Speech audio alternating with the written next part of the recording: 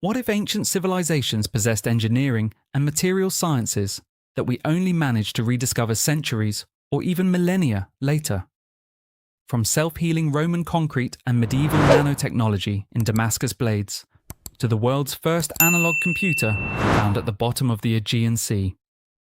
Today, we break down 5 lost ancient technologies that pushed human engineering beyond the limits of their time. If you're fascinated by the forgotten craft of ancient engineers, make sure to hit that subscribe button, turn on notifications, and let's dive right in. Deep in the Andes Mountains and across the Mediterranean, ancient builders left behind stone structures of staggering scale and precision. At Sacsayhuaman in Peru, massive multi-ton andesite blocks fit together with zero mortar, forming interlocking polygonal joints so precise that not even a knife blade can pass between them. These irregular geometries were not decorative. They acted as sophisticated seismic dampers, dissipating earthquake energy through frictional sliding rather than catastrophic fracture. Further north in Baalbek, Roman engineers quarried and transported the trilithon, 3 limestone monoliths weighing over 800 tons each, elevating them several meters above ground level using compound pulley systems known as the polyspaston. In Egypt's Aswan quarries, the unfinished obelisk shows how workers used thermal shock and spherical diorite pounders to carve through solid granite without modern steel tools. Yet, as civilizations collapsed and engineering traditions faded, the empirical knowledge that moved mountains disappeared into history. Centuries before modern metallurgy understood crystalline microstructures, ancient smiths across South India and Sri Lanka were forging a metal that defied the physical limits of their era: Wootz Steel. When crafted into blades in Damascus, it revealed a distinctive watery surface pattern known as damask and maintained an edge capable of cleaving iron armor without chipping. Modern electron microscopy revealed an astonishing secret. True Damascus blades contained naturally aligned carbon nanotubes and cementite nanowires. By sealing iron-specific wood and plant matter inside airtight ceramic crucibles heated past 1200 degrees Celsius, metallurgists triggered a catalytic reaction. Trace elements of vanadium and tungsten in the local ore acted as nucleating agents during slow cooling cycles. When those unique Indian iron mines were exhausted in the 18th century, the chemical recipe was broken, leaving European metallurgists unable to replicate the legendary crucible steel for over a century. While modern reinforced concrete degrades within 50 to 100 years, maritime structures built by the Roman Empire have survived 2 millennia submerged in salt water. From harbor breakwaters to the colossal unreinforced dome of the Pantheon, Roman concrete grew stronger over time instead of deteriorating. The secret lay in hot mixing and a reactive volcanic ash known as pozzolana combined with quicklime. When seawater infiltrated microcracks in the concrete, it triggered a secondary chemical reaction with embedded lime clasts, forming interlocking crystals of aluminum tobermorite and philipsite. Rather than eroding the structure, water active healed the fractures from within. When the Western Empire fractured, the supply chains for specific volcanic aggregates and the craft knowledge of hot mixing vanished, plunging Europe into centuries of inferior masonry. In the 7th century, the Byzantine Empire defended Constantinople against overwhelming naval sieges, using a weapon so terrifying and secretive that its formula was guarded as a state secret: Greek fire. Discharged through pressurized bronze siphons mounted on warships known as dromons, this viscous incendiary fluid ignited upon contact with water and could not be extinguished by conventional means. Historical and chemical reconstructions suggest a pressurized mixture of distilled petroleum or naphtha, quicklime, sulfur, and tree resins. The technology required specialized pump mechanics, airtight heated cauldrons, and precise operating procedures to avoid catastrophic backfires. The complete manufacturing process was compartmentalized across imperial guilds, ensuring no single individual knew the entire formula. When the Fourth Crusade sacked Constantinople in 1204, the specialized workshops and master engineers were scattered, permanently extinguishing the empire's ultimate naval deterrent. In 1901, divers off the coast of the Greek island of Antikythera recovered a corroded lump of bronze from a 1st century BCE shipwreck. Beneath layers of marine incrustation lay the remnants of over 30 intricate bronze gears, featuring triangular teeth cut to fractions of a millimeter, a level of precision previously thought impossible before the 14th century. Known today as the Antikythera mechanism, this shoebox-sized device was the world's first analog computer. By turning a hand crank, users could calculate the variable speed of the moon using epicyclic differential gearing, track the positions of the sun and planets through the zodiac, and predict solar and lunar eclipses years in advance. It proved that Hellenistic mechanical engineering had reached a pinnacle of clockwork miniaturization that completely disappeared during the subsequent centuries, leaving humanity to reinvent the gear train millennia later. In the 1st century AD, Roman historian Pliny the Elder and author Petronius documented the story of vitrum flexiale, a mysterious, flexible glass presented directly to Emperor Tiberius. According to accounts, a craftsman produced a drinking vessel that, when thrown violently against a stone floor, did not shatter. Instead, it dented like bronze and was hammered back into shape with a simple mallet. Fearing the material would render gold, silver, and copper worthless, Tiberius ordered the inventor executed, ensuring the formula remained an unsolved anomaly. While ancient flexible glass was long dismissed as myth, modern materials science offers a plausible explanation: borosilicate composition or surface ion exchange. By modifying silica matrices with metal borates and carefully controlling cooling rates, ancient glassmakers in Alexandria or Rome may have accidentally discovered a precursor to modern tempered or chemical-strengthened glass. As with many individual craft breakthroughs of antiquity, the secret was held by a single workshop and vanished into legend. In 1936, archaeologists excavating Kujut Rabu near Baghdad uncovered a terracotta jar containing a copper cylinder and an iron rod suspended within an asphalt stopper. Dating back to the Parthian or Sasanian periods, this simple artifact exhibited the exact physical configuration of a galvanic cell. When filled with an acidic electrolyte, such as vinegar, wine, or lemon juice, modern working replicas generate an electrical potential between 1 and 2 volts. While mainstream archaeologists suggest these jars were used to store sacred scrolls, experimental reconstructions prove they functioned as low-current electrochemical batteries. Ancient artisans may have used arrays of these jars connected in series for electroplating thin layers of gold and silver onto base metals, or for localized pain management in ancient medical traditions. The true application of the Baghdad battery remains one of the most polarizing questions in the history of electrical technology. In 132 AD, Chinese polymath Zhang Heng presented the Han court with the Hofeng Didong Yi, the world's first seismoscope, capable of detecting earthquakes hundreds of kilometers away before human tremors were felt. The vessel was a massive bronze urn adorned with 8 dragons facing the primary cardinal directions, each holding a bronze ball in its jaws, positioned directly above 8 open-mouthed bronze toads. Inside the urn lay a finely tuned inverted pendulum mechanism with 8 articulated transmission levers. When distant seismic waves arrived, ground motion tripped the internal pendulum, causing it to push a specific lever. The corresponding dragon dropped its ball into the toad below with a loud clang, precisely indicating the direction of the distant epicenter. The mechanical design vanished during the fall of the Han dynasty, leaving Western science to build its first true directional seismograph over 17 centuries later. Standing over 7 meters tall in the Qutb complex in Delhi, a 6-ton pillar forged in the 4th century CE during the Gupta Empire has resisted rust and corrosion for over 1,600 years. While standard wrought iron in tropical humid environments degrades through red rust flaking, this ancient column maintains an astonishingly pristine surface without synthetic coatings.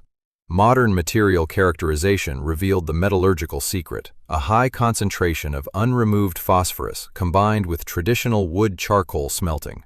The lack of lime in the smelting process allowed phosphorus to react with iron and atmospheric moisture, forming a protective, sub-millimeter passive film of iron hydrogen phosphate hydrate, known as misawite. This dense catalytic coating self-heals against scratches and blocks oxidation, proving that ancient Indian metallurgists achieved an advanced understanding of natural corrosion inhibition. The history of engineering is not a linear climb. It is a cycle of discovery, perfection, and sudden loss. From microscopic carbon nanotubes in crucible steel to self-healing maritime concrete and mechanical computing, our ancestors repeatedly unlocked secrets of the physical world through empirical experimentation. When empires fell, supply routes severed, and guild traditions dissolved, humanity had to spend millennia reinventing what was once common craft. Understanding these forgotten technologies reminds us that technological progress is fragile, and that sometimes the future is hidden in the past. In the 1st century AD, nearly 1700 years before James Watt sparked the Industrial Revolution, the Greek mathematician and engineer Hero of Alexandria invented the aeolipile, the world's first documented working steam engine. The device consisted of a sealed copper cauldron acting as a boiler, topped by a hollow sphere mounted on 2 pivot tubes. When heated by an open flame, pressurized steam escaped through 2 oppositely angled nozzles, causing the sphere to spin rapidly on its axis. Hero did not stop at rotary motion. He designed complex pneumatic and hydraulic automata, including self-opening temple doors powered by thermal expansion of air, automated coin-operated vending machines, and programmable mechanical theater stages driven by ropes and falling lead weights. Yet, because the ancient Mediterranean economy was deeply reliant on manual labor and enslaved workforces, thermal energy was never scaled for industrial production. The transformative potential of steam power remained a philosophical curiosity, forgotten until the dawn of modern mechanical engineering. During the Second Punic War in 213 BCE, the Roman Republic besieged the Greek city of Syracuse with an overwhelming naval armada. For over 2 years, the Roman fleet was held at bay, almost single-handedly by the mechanical genius of Archimedes. Ancient accounts by Plutarch and Polybius detail colossal war machines lining the seawall, capable of altering the entire physics of naval combat. Chief among them was the claw of Archimedes, a massive crane-like beam equipped with a grappling hook that descended over attacking Roman galleys, lifted them out of the water by the prow, and smashed them down into the sea. Combined with variable-range catapults and parabolic bronze mirrors reported to focus solar radiation against wooden hulls, Archimedes turned the harbor into a deadly mechanical fortress. When Syracuse finally fell due to internal betrayal, Roman soldiers killed Archimedes, bringing an end to an era of unrivaled Hellenistic military engineering. Centuries before the synthesis of modern colloidal chemistry, Roman artisans created one of the most chemically sophisticated glass objects in existence, the Lycurgus cup, dating to the 4th century CE. Under normal ambient light, the glass cage cup appears an opaque pea-green color. However, when illuminated from within, it instantly shifts to a brilliant, glowing, translucent ruby red. In 1990, transmission electron microscopy finally unlocked the mechanism.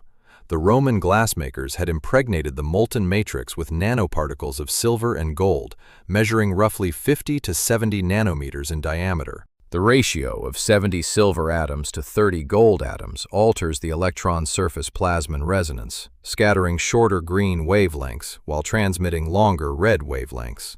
The precision required to control such microscopic proportions indicates an empirical understanding of colloidal solutions that completely vanished with the fall of the Western Roman Empire. Accurate time measurement in antiquity was not merely a matter of sundials. It was an engineering challenge that demanded precise fluid dynamics. In 3rd century BCE Alexandria, the inventor Ctesibius designed the clepsydra, an advanced water clock that compensated for the fundamental flaw of primitive water vessels: diminishing flow rate under decreasing water pressure. Ctesibius engineered a constant head tank with an automatic float valve and an overflow siphon, ensuring an unvarying water pressure and a continuous, uniform drip rate.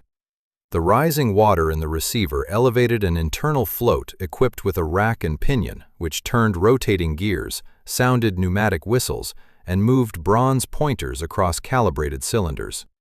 These principles of feedback control and fluid regulation formed the direct evolutionary ancestors of the governor valves and escapements that modern mechanical clocks rely on today. From steam turbines in Roman Egypt to nanostructured glass and precision gears, the history of ancient engineering demonstrates that sophisticated technology does not automatically guarantee continuous progress. Knowledge held within secretive master guilds, unwritten workshop traditions, and singular supply chains of rare ores was inherently fragile. When political systems collapsed, wars disrupted trade routes, or key figures died, centuries of empirical discovery vanished in a single generation. Rediscovering these lost crafts is more than an exercise in historical curiosity. It is a critical reminder of how vulnerable technological continuity truly is. Today, as we push into quantum computation and advanced materials, the ruins of antiquity stand as silent proof that humanity's greatest ideas can be discovered, perfected, and entirely forgotten. Centuries before the magnetic compass became widespread in European navigation, Norse seafarers crossed thousands of miles of open North Atlantic waters between Scandinavia, Iceland, and North America. Navigating near the Arctic Circle presented a fatal challenge. Dense fog, persistent cloud cover, and extended summer twilight made traditional celestial navigation using stars or the sun impossible for weeks at a time. Medieval sagas frequently referenced a mysterious navigational tool known as the solarstein, or sunstone. Modern optical research reveals this was likely Icelandic spar, a transparent rhombohedral form of calcite mineral possessing strong optical birefringence. By looking at the overcast sky through the crystal and rotating it until the double refracted light beams balanced in brightness, navigators could detect the polarization pattern of solar ultraviolet rays penetrating through thick clouds. This allowed Norse navigators to pinpoint the sun's exact azimuth with an accuracy within 1 degree, even when completely occluded beneath storm clouds or horizon haze. In the 1st century CE, the Roman Empire executed the largest terraforming and mining operations in the ancient world at Las Medulas in northwestern Spain. To extract microscopic gold flakes embedded deep within cemented alluvial gravel mountains, Roman engineers deployed a destructive hydraulic technique described by Pliny the Elder as ruina montium, or the wrecking of mountains. Engineers surveyed and constructed networks of elevated aqueducts extending over 50 kilometers, channeling alpine snowmelt into colossal hilltop holding reservoirs equipped with quick-release sluice gates. By carving deep subterranean shafts into the mountainside and abruptly releasing millions of gallons of water into the interior galleries, the internal hydrostatic pressure caused entire mountainsides to catastrophically implode. The resulting slurry was washed through miles of wooden sluices lined with heather bushes to trap the dense gold particles. When Roman administrative control collapsed in Hispania, the complex hydrological calculations and large-scale hydraulic engineering disappeared from European mining for over 1,500 years. Over 2,500 years ago, in the arid deserts of ancient Persia, hydraulic engineers devised an ingenious subterranean water management and climate control infrastructure known as the Cenote system. Because surface canals lost up to 80% of their water volume to scorching desert evaporation, Persian engineers hand-excavated gently sloping underground aqueducts stretching dozens of kilometers from mountainous alluvial aquifers straight into desert cities.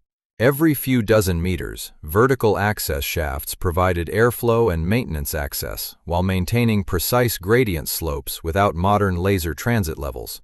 Beyond delivering cold groundwater across vast arid terrains, cenotes were integrated into residential architecture alongside badgirs, traditional windcatcher cooling towers. Hot desert winds entering the towers were drawn down over the icy subterranean water channels, cooling through convection and humidification before circulating through living spaces.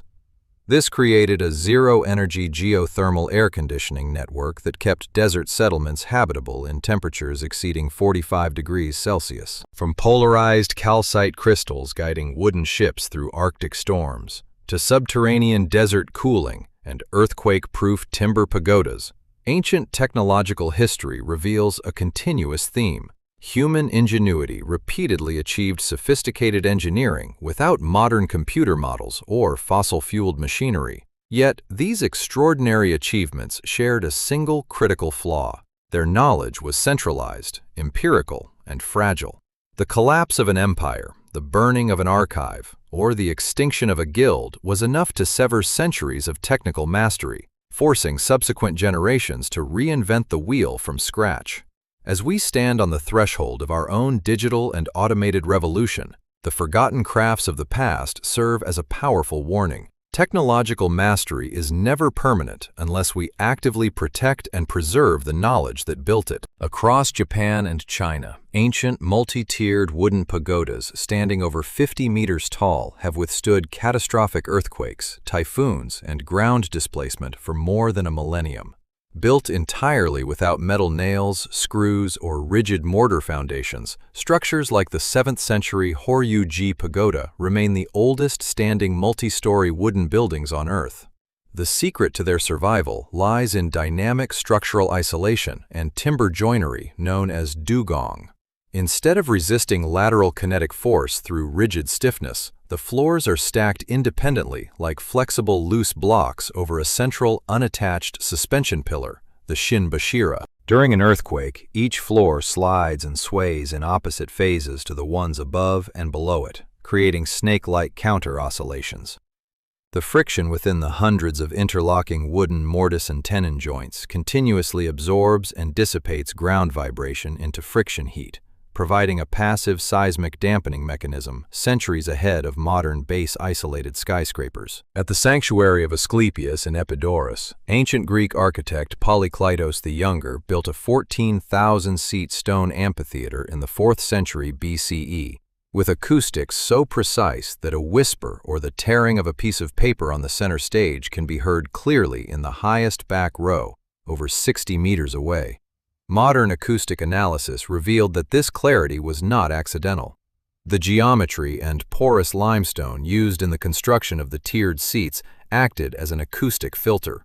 The rows of stepped limestone seats absorbed and suppressed low-frequency background ambient noise below 500 Hz, such as wind rustling through nearby trees and audience murmurs, while reflecting and resonating the high-frequency consonants of the human voice. This passive acoustic dampening system allowed performances to carry clearly across massive crowds, without sound amplification or distortion. Over 4,000 years ago, in the Old Kingdom of Egypt, artisans synthesized what is recognized today as humanity's first synthetic material, Egyptian blue, chemically known as calcium copper tetrasilicate. Created by heating a precise stoichiometric mixture of quartz sand, calcite, copper ore, and a sodium carbonate flux to nearly 1,000 degrees Celsius, the compound required hours of controlled firing and specialized kiln temperature management. Modern optical and forensic physics discovered an extraordinary characteristic. Egyptian blue emits exceptionally high levels of near-infrared radiation when exposed to visible light, exhibiting exceptional photoluminescence. Today, scientists and biomedical engineers use the molecular structure of this 4,000-year-old pigment to develop advanced forensic fingerprint dust, telecommunication sensors, and infrared bioimaging tools for tracking cellular structures. In the desert plains of northeastern Iran, along the historical border of Khorasan, an array of massive vertical axis windmills in Nashdifan has operated continuously for over a millennium. Built using local clay, straw, and wooden beams, these vertical structures were engineered to harness the fierce, relentless regional winds that blast across the desert plateau for 4 months every year. Unlike European horizontal axis windmills, which require complex gearing systems to turn into the direction of the wind, the vertical rotors of Nashdifan catch air directly without redirection gears. The mud brick outer housing is designed as a wind funneling shroud. Walls channel incoming air directly onto the advancing half of the rotating wooden vanes while shielding the retreating half to eliminate aerodynamic drag. This direct mechanical coupling turned heavy grindstones to mill grain with minimal frictional loss. demonstrating advanced practical fluid dynamics and wind management. Centuries before the formalization of classical mechanics, Roman, Greek, and Chinese traders achieved precision weighing without carrying hundreds of heavy counterweights, using the steelyard balance, or statera. Unlike equal arm balances that required matching dead weights, the steelyard utilized an asymmetrical fulcrum and a sliding counterpoise along a calibrated bronze beam. Based on the principle of the law of the lever, a small, standard bronze weight could measure loads 50 to 100 times its own mass, simply by shifting along notched, precisely calibrated scales etched onto the beam. Multiple suspension hooks allowed merchants to switch fulcrum ratios, enabling a single handheld device to accurately weigh delicate spices on one scale and heavy sacks of grain or metal ingots on another. This compact, portable balance eliminated the risk of counterfeit counterweights and standardized commercial trade across vast empires. The technological legacy of the ancient world is a testament to the power of human observation, empirical testing, and mechanical intuition. Without modern computing, laser measurement, or chemical spectrometry, ancient builders, smiths, and mechanics unlocked fundamental laws of physics and materials science through dedicated trial and refinement. When historical catastrophes broke the chain of apprentice learning and trade secrets, centuries of accumulated knowledge vanished into ruins, forcing later eras to rebuild these concepts through painstaking trial and error.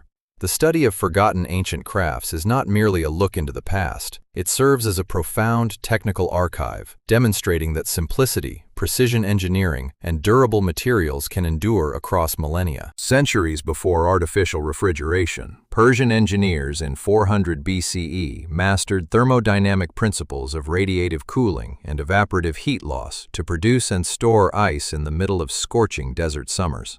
They constructed massive domed structures known as yakhchals, standing over 15 meters tall above deep subterranean storage pits.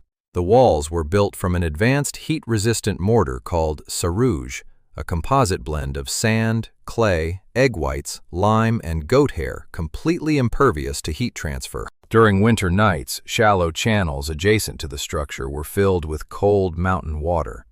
The clear night sky allowed rapid heat radiation into outer space, freezing the water even when ambient air was above freezing. The harvested ice blocks were packed deep into subterranean insulated vaults, cooled continuously by subterranean Cenote channels and Windcatchers, providing chilled water and preserved food throughout 40-degree summer heat waves. While classical artillery relied on the twisted sinew and elastic torsion of catapults and onagers, 12th-century military engineers revolutionized siege mechanics with the counterweight trebuchet. By replacing unpredictable organic elastic coils with gravitational potential energy, engineers unlocked lethal range and massive payload capabilities. The machine operated on the principle of asymmetric lever physics and dynamic slings. A colossal wooden box containing up to 20 tons of stone or lead was hoisted on the short arm of a pivoting beam, while the long arm held a specialized hinged rope pouch. When released, the rapid fall of the counterweight accelerated the sling, snapping it open at an optimal 45-degree release angle. This allowed siege batteries to accurately launch 300-pound boulders over distances exceeding 300 meters, destroying stone fortifications that had resisted conventional siege weaponry for generations. The colossal stone arches of Roman aqueducts are famous across the Mediterranean, but the true pinnacle of Roman hydraulic mastery lay buried underground: inverted siphons. When crossing steep mountain gorges hundreds of feet deep where building tiered stone bridges was physically or financially impossible, engineers relied on closed, high-pressure pipeline hydraulics. Using continuous cast lead or terracotta pipes sealed with waterproof volcanic pozzolana mortar, water was directed down steep hillsides into valley bottoms, accumulating massive hydrostatic pressure before rising by pure gravitational head to the opposite crest. To prevent water hammer effects and pipe ruptures under extreme pressures, Roman hydraulic engineers constructed venter header tanks, air purge valves, and multi-line pipe distributions. The fluid dynamics calculations required to balance flow rates, pipe diameters, and friction losses remained unequaled until the Industrial Revolution. As true Indian Wootz crucible steel grew rare in the late Middle Ages, bladesmiths across Scandinavia, Anglo-Saxon Britain, and Japan developed an alternative mastery of metallurgy known as pattern welding. Unable to melt iron fully at high temperatures, smiths forge-welded alternating billets of low-carbon soft iron and high-carbon hard steel into a unified matrix. By heating, folding, twisting, and rehammering the steel dozens of times, craftsmen created intricate herringbone, twist, and ladder patterns across the blade surface. This mechanical lamination was not purely aesthetic. It created a composite material combining the flexibility and impact absorption of ductile iron with the razor-edge retention of hardened carbon steel. While chemically distinct from nanostructured crucible steel, pattern welding stands as an extraordinary empirical achievement in composite materials engineering. When we examine the mechanical computers, thermodynamic cooling towers, hydraulic pipelines, and advanced metallurgical matrices of our ancestors, a striking truth emerges. Ancient engineers solved complex physical problems with exceptional elegance and zero electronic automation. Their breakthroughs relied on intimate empirical knowledge of natural materials, geometrical mastery, and generations of dedicated experimentation. Yet history proves that technical knowledge is never guaranteed to survive forever. The loss of ancient manuscripts, the disruption of trade networks, and the collapse of empires repeatedly erased humanity's hard-won discoveries. As modern society builds ever more complex digital networks, remembering these forgotten crafts reminds us that protecting, documenting, and understanding our technological foundations is the only way to ensure the light of innovation never goes dark again. For thousands of years, the survival of Egyptian civilization depended entirely on the annual flooding of the Nile. To predict crop yields, manage food reserves, and calculate taxation rates before floodwaters even reached agricultural basins, ancient engineers constructed precision hydrological instruments known as nilometers.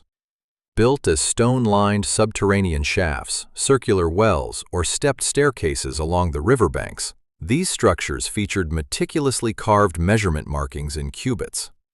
Connected to the Nile via underground conduits, the water level inside the shaft mirrored the true river surface, insulated from wind waves and turbulence. A flood height of 16 cubits signified optimal harvest conditions, while lower or higher levels triggered immediate state famine planning and flood mitigation.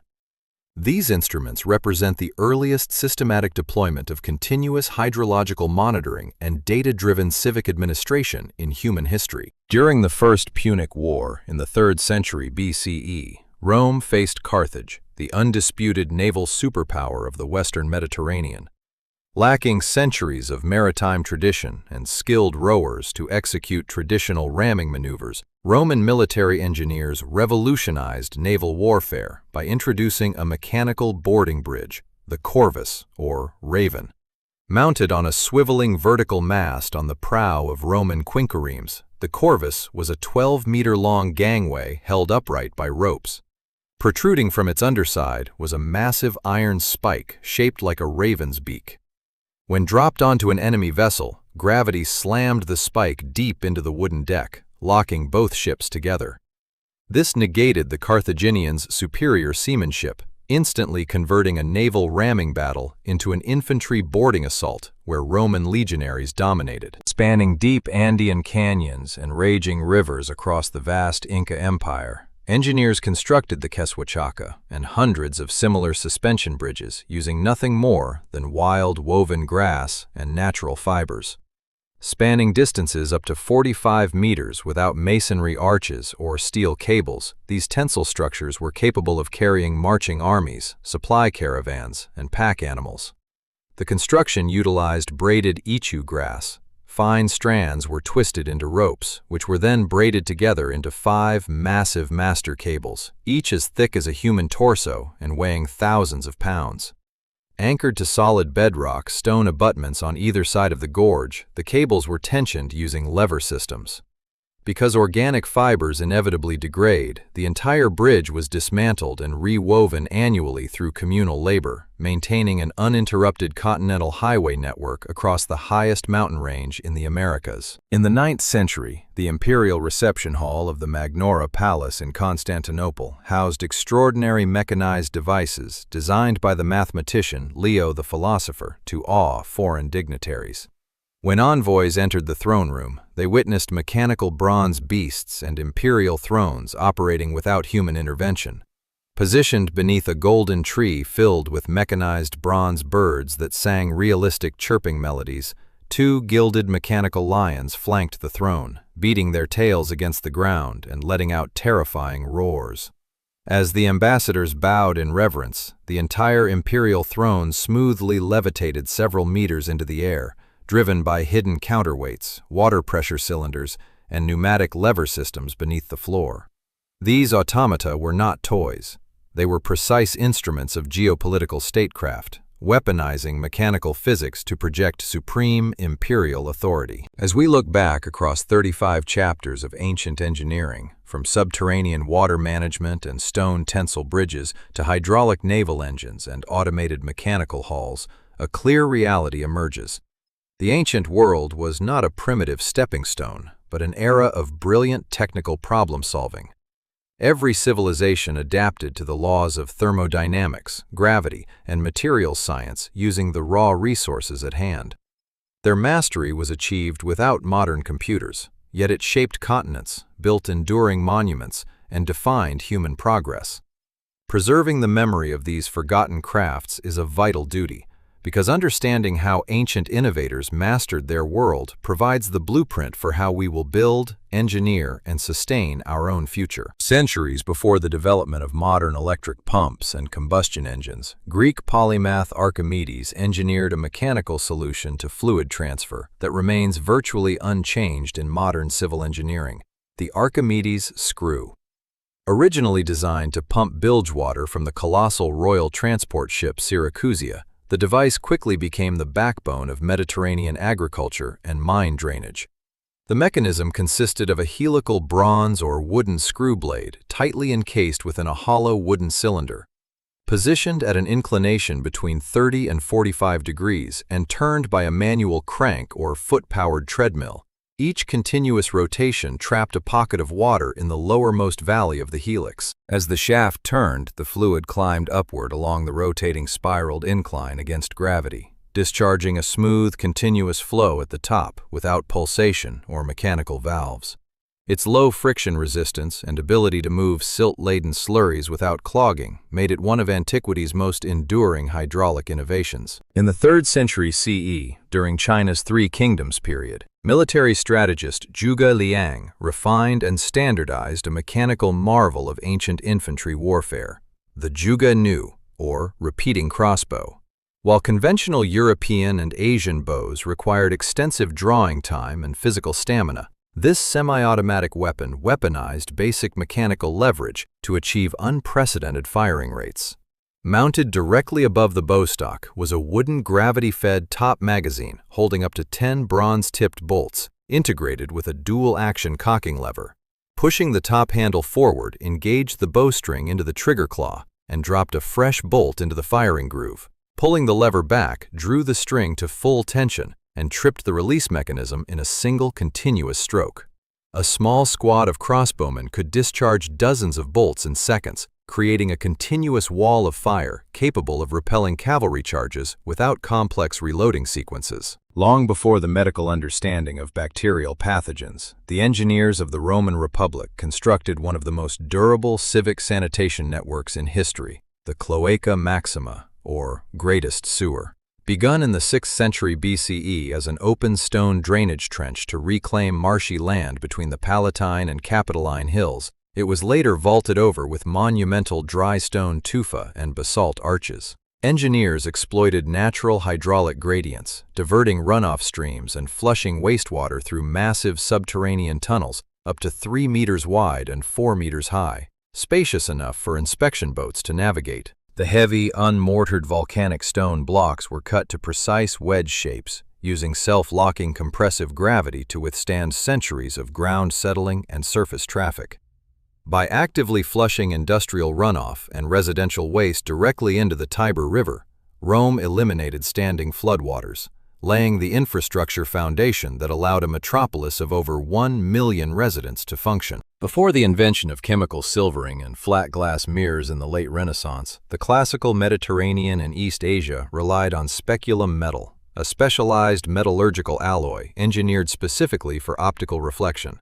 Standard copper oxidized rapidly and turned dull, while pure silver was too soft to maintain a flat focal plane over time. Ancient metallurgists solved this through precise bronze compounding, combining roughly 68% copper with 32% tin, occasionally adding trace elements of arsenic or lead to improve melt fluidity. This specific chemical ratio formed a hyper-hard, brittle intermetallic delta phase matrix that could be polished with fine emery powder to an almost flawless mirror sheen. When properly cast and ground flat, speculum metal resisted tarnishing and provided distortion-free optical clarity, serving as the material foundation for both domestic luxury and the curved reflective mirrors later used in early scientific instruments. The 40 chapters of forgotten technologies we have explored tell a unified story. Humanity's technical journey is defined by deep empirical observation, mastery over raw matter, and the relentless pursuit of efficiency. Long before mathematical modeling and digital computers, ancient architects, metallurgists, and mechanics bent the fundamental laws of nature to build enduring civilizations. Yet every chapter also carries a sober historical lesson. Engineering knowledge is not an indestructible continuum.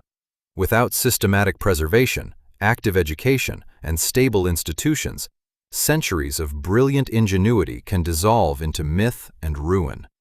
As modern technology advances into uncharted complexity, looking back at these ancient masters reminds us of the power of fundamental craftsmanship and our ongoing responsibility to preserve the knowledge that shapes human progress. Centuries before the invention of modern central heating systems, Roman architects engineered a continuous, radiant thermal network known as the hypocaust, widely utilized in public thermal baths and aristocratic villas across the chilly northern provinces of Britannia and Germania. The system heated entire multi-story complexes without allowing hazardous smoke or fumes into interior living quarters.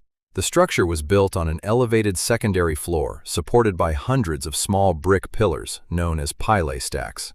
Outside the living quarters, a continuous wood-fired furnace, the praefurnium, blasted superheated air into the subterranean subfloor cavity. The hot gases circulated across the crawl space, warming the thick tile floor through thermal conduction, while hollow terracotta flue pipes embedded inside the walls drew the rising hot air upward to heat the room boundaries before exhausting through the roof. This passive thermal mass design maintained stable indoor temperatures for days, with minimal continuous fuel consumption. In the 3rd century CE, Chinese mechanical engineer Ma Jun reconstructed one of the most mechanically sophisticated land navigation devices of antiquity, the south-pointing chariot, or Jinan Che. Unlike traditional magnetic compasses, this directional carriage functioned entirely through pure mechanical differential gearing, completely independent of the Earth's magnetic field. Mounted atop a two-wheeled wooden cart was a bronze figurine with an outstretched arm pointing south. The carriage wheels were linked to an intricate internal epicyclic differential gear train. When the chariot turned left or right, the differential speed between the outer and inner wheels was mechanically calculated through the gear assembly, rotating the central vertical shaft in the exact equal and opposite direction of the turn. Regardless of how sharply the chariot swerved across trackless deserts or dense fog, the figurine's finger remained locked on its original southern bearing without error. Before chemical preservatives and modern climate-controlled silos, agricultural empires faced a critical survival challenge, storing millions of bushels of grain for years during extended famines without fungal rot, mold, or insect infestation. In ancient Egypt and Rome, architects designed monumental granaries, such as the Horea Galbae, that utilized passive thermodynamic ventilation. The granaries were constructed with double-layered stone walls, elevated ventilated subfloors, and narrow, diagonal high-level air slits angled against prevailing winds. This created a continuous chimney effect. Cool, ground-level air was drawn beneath the floor to dissipate humidity, while hot air generated by grain respiration rose and exhausted through the roof vents. Combined with airtight lime-plastered ceiling pits that depleted internal oxygen to suffocate weevils, ancient engineers preserved grain supplies in pristine condition for over a decade. The secret of crucible steel did not rest solely on high-carbon iron and plant catalysts. It required refractory ceramic materials capable of surviving extreme thermal shocks above 1300 degrees Celsius without cracking or melting. Ancient crucible makers in Central Asia and India achieved this through sophisticated ceramic compounding centuries ahead of industrial furnace manufacturing. To manufacture these crucibles, artisans blended specialized kaolinite clays with fine quartz sand, charred rice husks, and animal dung. When fired in the kiln, the organic matter burned away, leaving a porous, microcellular ceramic matrix that absorbed thermal expansion while insulating the molten charge inside. These clay containers withstood hours of extreme heat under intense charcoal blast conditions, preventing molten steel from reacting with furnace gases and making the synthesis of legendary ultra-hard blades physically possible. Across 45 chapters of forgotten craftsmanship, a continuous lesson echoes through human history. True engineering is the art of solving complex physical challenges with minimal resources and maximum ingenuity. Ancient builders and artisans understood the properties of stone, fire, air, and water with an empirical depth that still commands respect today. When we study these forgotten machines, self-healing materials, and thermodynamic systems, we do not merely uncover ancient relics. We reconnect with the foundational spirit of human curiosity. Progress is not guaranteed by time alone, but by our dedication to mastering, preserving, and sharing knowledge. The lost crafts of antiquity stand as timeless monuments to what human hands and minds can achieve when driven by the pursuit of perfection. Centuries before mechanized armor, ancient military engineers built massive, multi-story siege engines capable of breaching the most formidable stone walls. During the Siege of Rhodes in 305 BCE, Epimachus of Athens designed the Helepolis, or Taker of Cities, a colossal 9-story wooden siege tower standing over 40 meters tall and weighing more than 150 tons. Mounted on 8 giant iron-tired wheels, the tower was propelled by human-powered tread wheels and capstans. Its exterior was armored with iron plates and wet rawhide skins to neutralize incendiary arrows and boiling oil. Inside, an elaborate counterweight crane system elevated artillery batteries, while internal gravity drops deployed heavy battering rams and elevated drawbridges across defensive battlements. The mechanical precision and scale required to balance such massive kinetic weights remained unmatched until the heavy artillery of the modern era. To map, measure, and construct their 80,000-kilometer road network across 3 continents, Roman surveying engineers relied on a precise mechanical distance tracker described by Vitruvius, the ancient odometer. Mounted directly to a standard transport carriage or surveying cart, the device converted the rotary motion of wheels into discrete mechanical counting units. The vehicle's 4-foot wooden wheel had an attached single-tooth gear that engaged a 400-tooth face wheel once per complete rotation. Through a step-down worm gear assembly, every Roman mile driven caused a top-slotted disc to rotate and drop a single small bronze pebble through a chute into an iron collection basin.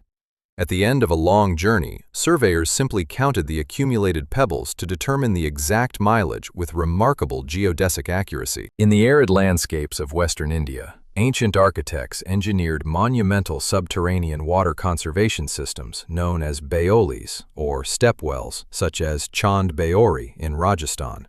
Designed to collect and preserve rainwater in regions where groundwater fluctuated dramatically between monsoons and severe droughts, these structures descended up to 13 stories beneath the earth. The architecture utilized thousands of precisely arranged interlocking stone steps built into geometric pyramidal arrays, allowing communities to reach the water level regardless of seasonal variations. The deep subterranean depth, combined with dense stone masonry, created a localized microclimate where bottom temperatures stayed 6 to 8 degrees cooler than the surface, minimizing evaporation and providing cool public gathering spaces throughout blazing desert heat waves. In the 3rd century CE, at Hierapolis in modern Turkey, engineers constructed humanity's earliest known machine, incorporating a crank and connecting rod mechanism, the Hierapolis Watermill. Designed to industrialize the arduous process of cutting massive marble slabs for imperial architecture, the facility operated entirely on kinetic hydraulic power. A water wheel turned a central axle equipped with an eccentric crank mechanism that converted continuous rotary motion into reciprocal linear motion. This drove 2 long iron saw blades over marble blocks, while a counterbalanced gear train automatically advanced the stone carts into the blades as cutting progressed. By automating industrial stone cutting centuries before the Renaissance, Roman engineers demonstrated an advanced understanding of mechanical power transmission and continuous kinematics. 50 chapters of forgotten engineering reveal a fundamental truth. Human genius is not defined by modern electronics, but by the timeless ability to understand the physics of the universe and shape matter through dedicated craftsmanship. From mechanical analog computers and self-healing concrete to geothermal wind towers and water-powered industrial machines, our ancestors built marvels that still inspire modern science. The disappearance of these ancient technologies serves as a lasting reminder that human progress is precious and fragile. Preserving historical ingenuity bridges the gap between past and future, proving that the foundation of tomorrow's innovation is built on the forgotten crafts of yesterday. Over 2,000 years ago, indigenous engineers in the high mountains of the Philippines carved the Banaue rice terraces straight into steep volcanic slopes, reaching elevations over 1,500 meters above sea level. Spanning thousands of square kilometers, this monumental agricultural infrastructure was built entirely by hand, using dry stone retaining walls and clay-sealed terraces. The true marvel of the terraces lies in their self-regulating gravity-fed hydraulic network. Engineers channeled water from high-elevation rainforest watersheds into intricate stone aqueducts, bamboo chutes, and sluice gates. Water cascaded down through hundreds of tiered mountain plots, dissipating kinetic energy to prevent soil erosion, while continuously distributing nutrients and maintaining an exact, unvarying water depth across every terrace. This closed-loop hydraulic system has functioned continuously for 2 millennia, proving that ancient civil engineering could reshape entire mountain ecosystems into sustainable, disaster-resistant landscapes. Before the formalization of the true Roman semicircular arch with its central keystone, Bronze Age builders across Mycenaean Greece and the Mediterranean solved the structural problem of spanning vast stone chambers using the corbelled arch and vault. At monuments like the Treasury of Atreus in Mycenae, engineers constructed colossal beehive domes spanning nearly 15 meters without mortar or internal timber pillars. The architecture utilized progressively overlapping rings of stone blocks, each projecting inward slightly beyond the layer below until meeting at a single capping stone. Each stone was angled slightly downward and weighed down by massive external earthen embankments to counter outward lateral thrust. By utilizing gravity and compressive friction to transfer the massive roof weight directly into the bedrock walls, these monumental subterranean domes have stood fully intact for over 3,300 years, remaining the largest unreinforced masonry domes in the world until the construction of the Roman Pantheon. In the 2nd century CE, in southern France, Roman engineers constructed what is recognized today as the earliest concentrated factory in human history, the Barbagal Watermill Complex. Rather than utilizing single water wheels for local grain milling, engineers designed a massive, tiered industrial power station featuring 16 overshot water wheels arranged in parallel pairs down a steep hillside. A single master aqueduct split its flow into 2 parallel channels, cascading water down a 16-meter vertical drop to power each successive water wheel in a continuous mechanical chain. The wheels turned heavy rotary grindstones through wooden right-angle gearboxes, capable of grinding over 4 tons of flour per day, enough to feed the entire regional population of Arles. The Barbagal complex demonstrated that the Roman Empire had perfected the principles of modular mechanical cascade power and mass industrial production long before the Industrial Revolution. Across the ancient kingdoms of southern Arabia, the Nabateans and Sabaeans built vast economic empires centered on the trade and chemical refinement of aromatic oleoresins, frankincense, and myrrh. Sourced from hardy desert trees in modern Oman and Yemen, the extraction and processing of these resins required precise empirical chemistry and climate-controlled curing techniques. Harvesters performed controlled seasonal incisions into the bark, allowing volatile essential oils to oxidize and crystallize into pure resin tears. In specialized desert workshops, artisans applied low-temperature heating and distillation methods to separate heavy waxes from light aromatic monoterpenes and sesquiterpenes, yielding pure aromatic extracts used in religious rituals, embalming, and pharmaceuticals. The precise timing of harvesting, resin grading, and thermal preservation protected these volatile chemical profiles across thousands of miles of scorching desert trade routes. From high-altitude gravity irrigation and cyclopean stone domes to industrial Roman flour factories and precision chemical distillation, the history of forgotten craftsmanship reveals an unbroken truth. Human engineering is boundless when driven by necessity and rigorous empirical observation. Ancient innovators achieved enduring results because they mastered the immutable physical properties of their environment, working with gravity, stone, water, and heat rather than against them. As we continue to advance our own modern frontiers in artificial intelligence, aerospace, and energy, studying these timeless foundational crafts grounds our understanding of progress, reminding us that every future breakthrough stands firmly upon the bedrock of ancient knowledge. Over 6 centuries before the development of modern iron railways, engineers in ancient Corinth constructed the Diolkos, a paved limestone trackway that allowed fully laden warships and merchant vessels to be hauled across the 6-kilometer isthmus of Corinth, connecting the Ionian and Aegean seas without navigating treacherous open waters. The trackway featured 2 parallel continuous grooves cut into solid limestone blocks, maintaining a precise gauge width of roughly 1.5 meters. Giant wheeled wooden cradles, or holkoi, were hoisted beneath the ships using mechanical capstans and animal traction. The sunken track grooves prevented derailment, keeping the massive kinetic loads balanced along steep inclines. By creating the world's first guided transport system, Corinth slashed transit times for military armadas and trade fleets across the Mediterranean for over 800 years. Deep in the seasonal rainforests of the Petén Basin in Guatemala, the ancient Maya metropolis of Tikal sustained a population of over 60,000 people without access to permanent rivers, lakes, or underground springs. To survive months of severe seasonal drought, Maya civil engineers converted the entire urban footprint into a massive rainwater catchment and filtration network. The city's plazas, temples, and palaces were paved with impermeable stucco and sloped towards central stone reservoirs. Before entering the holding basins, incoming runoff passed through modular sand and crystalline quartz filtration beds, materials quarried and transported from miles away.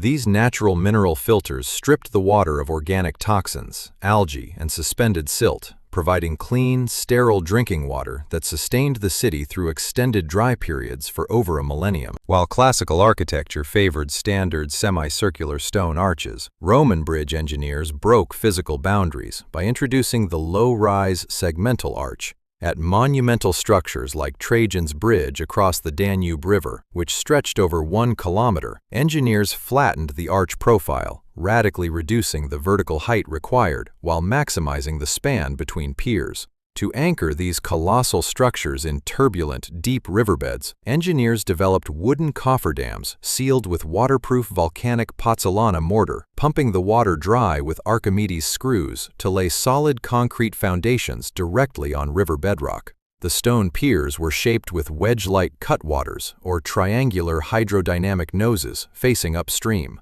This aerodynamic profile split incoming river currents and deflected floating tree debris, preventing scouring and allowing monumental stone bridges to survive relentless river flooding. In ancient and feudal Japan, master carpenters developed sashimono, a sophisticated tradition of structural timber and furniture joinery built completely without metal nails, screws, glues, or visible fasteners. Because the Japanese archipelago experiences high humidity and frequent earthquakes, rigid metal fasteners were prone to rust and wood splitting under ground shifts. Carpenters designed hundreds of intricate, hidden interlocking joints, including blind mortise and tenons, dovetailed tenons, and sliding splines cut to tolerances of tenths of a millimeter. When assembled, the wooden components locked together under their own weight and directional friction.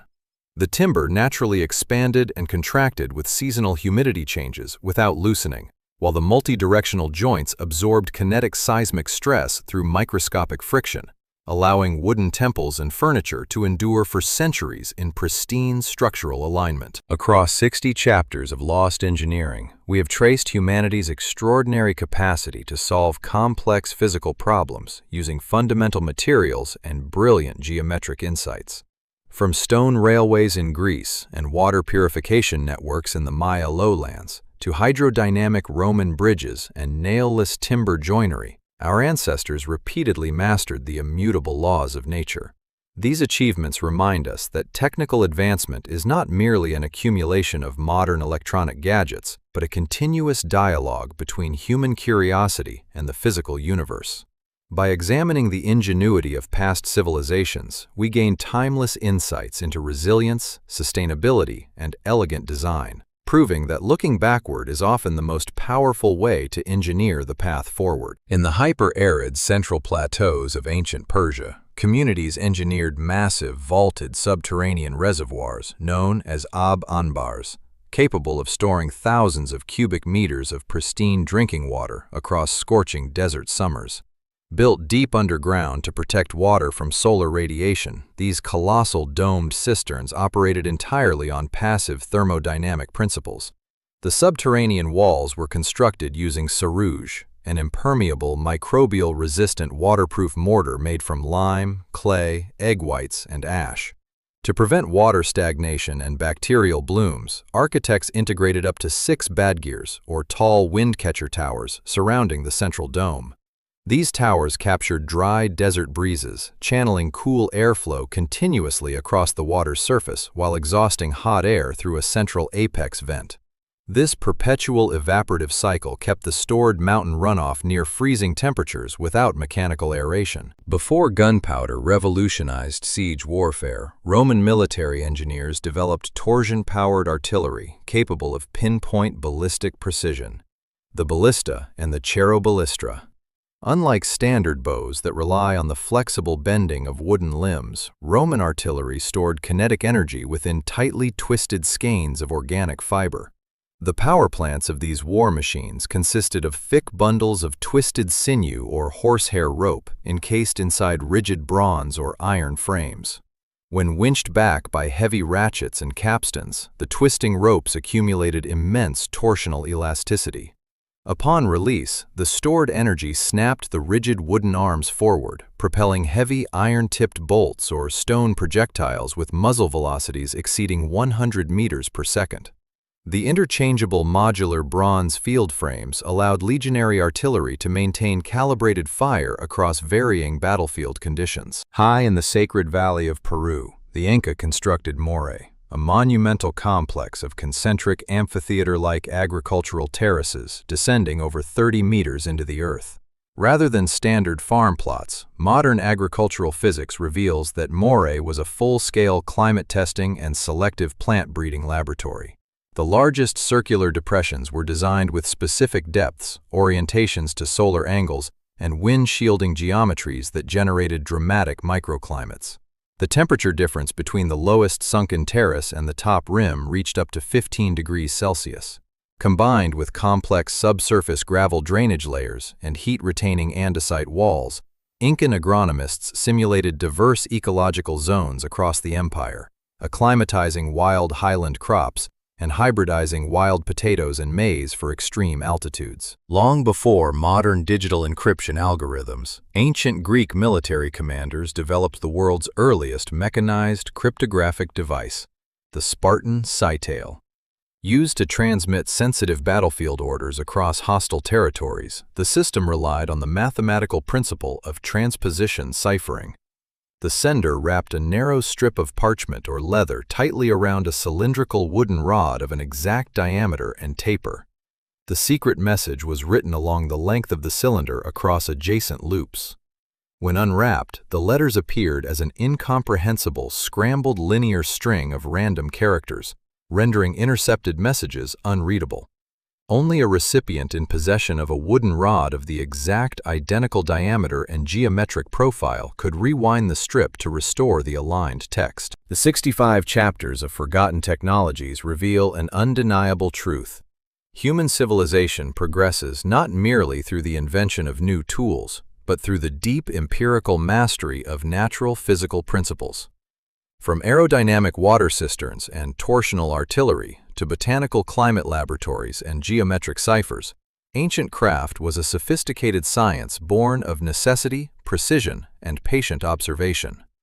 When we uncover these lost techniques, we do more than admire the past. We gain fundamental insights into sustainable design, mechanical elegance, and material endurance. As humanity reaches toward future horizons in space exploration, energy synthesis, and digital creation, the forgotten engineering of antiquity stands as an eternal archive, proving that curiosity and craftsmanship remain our most powerful instruments of survival. Standing over 35 meters tall on the banks of the Tiber River in Rome, Monte Testaccio is an artificial mountain composed entirely of an estimated 53 million broken terracotta vessels. Rather than a random municipal garbage dump, it represents the largest specialized packaging, recycling, and supply chain infrastructure of the ancient world. The hill was constructed exclusively from shattered Dressel 20 amphorae used to transport olive oil from Hispania. Because porous ceramic absorbed rancid oil residues and could not be safely reused for subsequent food shipments, Roman logistics officers created a standardized waste management protocol. Workers carefully smashed the discarded vessels, stacking the curved shards in terraced, horizontal tiers while dusting each layer with quicklime to neutralize the smell of decaying oil and deter pests. This massive ceramic archive provided a permanent historical ledger of imperial trade volumes and customs tax stamps. Centuries before the development of the modern diesel engine or chemical friction matches, indigenous artisans and inventors across Southeast Asia and the ancient Mediterranean utilized thermodynamic gas compression to generate instant fire, the fire piston. Constructed from a hollow cylinder made of dense hardwood, horn, or bronze, the tool utilized a hand-fitted plunger equipped with a leather or natural fiber gasket seal. When a tiny fragment of dry tinder fungus was placed into a recess at the tip of the piston, and slammed violently into the closed cylinder bore, the rapid physical compression of air increased internal temperature instantaneously above 400 degrees Celsius. This sudden adiabatic thermal surge ignited the tinder without external sparks, demonstrating practical mastery over gas thermodynamics and pneumatic physics. The colossal volume of fresh spring water delivered into Rome by its 11 aqueducts required a standardized, fraud-resistant municipal plumbing and water metering network. Frontinus, the imperial water commissioner of Rome in the 1st century CE, formalized a unified measurement system based on the quinaria lead pipe caliber. Rather than selling unmetered access, imperial water authorities required all private connections to be fitted with stamped bronze distribution nozzles of calibrated cross-sectional diameters. These bronze fittings, soldered directly into lead supply pipes, prevented homeowners from secretly widening their water intakes to siphon unbilled water. Roman hydraulic engineers calculated volume discharge rates based on pipe diameter, hydraulic head pressure, and incline gradient, creating the earliest standardized public utility billing and flow regulation network. Originating during the Bronze Age and perfected throughout the Three Kingdoms period, the traditional Korean architectural heating system, known as ondol, utilized direct masonry conductive heating to warm residential quarters through harsh continental winters. Unlike European fireplaces that lost most of their thermal energy straight through vertical chimneys, an ondol system directed hot flue gases from an exterior kitchen firebox horizontally beneath the home's floor. The gases traveled through a labyrinth of stone and clay subfloor channels called gorai, heating thick, flat granite floor slabs before venting up an exterior chimney at the opposite end of the house. The dense stone floor acted as an efficient thermal battery, slowly releasing gentle, radiant warmth upward for hours after the fire had extinguished. Across 70 chapters of forgotten technologies, a unified message emerges. The history of human engineering is a testament to inventive problem-solving, deep empirical testing, and harmony with the laws of physics. Whether managing continental trade logistics, igniting fire through gas compression, or warming homes with thermal stone subfloors, ancient builders achieved remarkable solutions without digital automation. These ancient crafts remind us that true technical innovation is not merely about accumulating new gadgets, but about deeply understanding our physical environment and designing durable, efficient systems. By studying and honoring the forgotten engineering of the past, we ensure that the spirit of ingenuity continues to guide and inspire future generations. In the 1930s, the draining of Lake Nemi in Italy revealed two colossal ceremonial barges built by Emperor Caligula in the 1st century CE. Far from simple wooden floating palaces, these 70-meter vessels contained advanced mechanical engineering components previously believed to have been invented during the Renaissance. Among the recovered artifacts were bronze piston bilge pumps, multi-valve distribution taps, and fully functional bronze ball and roller bearings designed to support rotating statue platforms. The wooden hulls were protected against marine borers using lead sheeting fastened with copper nails over pitch-impregnated woolen cloth. The discovery of operational rolling element bearings on these ships proved that Roman mechanical engineers had mastered low-friction rotational mechanics over 14 centuries before Leonardo da Vinci sketched them. Across the vast expanse of Tawantinsuyu, the Inca Empire governed millions of citizens, distributed agricultural yields, and organized imperial taxation across thousands of miles of mountain terrain without utilizing a written phonetic script. Instead, state administrators, known as Quipucamayos, relied on a complex binary tactile information system, the quipu. A quipu consisted of a primary master cord from which hundreds of subsidiary strings of varying colors, lengths, and fiber types were suspended. Using a precise base 10 positional numbering system, scribes tied specific knots, such as figure eights, long knots with multiple turns, and simple overhands, to record census data, military deployments, grain storage balances, and astronomical calendar cycles. This portable, lightweight cord database allowed imperial messages to be rapidly transported across Andean runners without the risk of paper decay. When constructing monumental piers, seawalls, and aqueduct crossings in deep tidal waters, Roman civil engineers developed an early hydraulic foundation technique that utilized wooden cofferdams and submerged underwater caissons. Engineers drove thick, interlocking oak and pine piles into the saturated riverbed or seabed using heavy drop hammer pile drivers mounted on barges.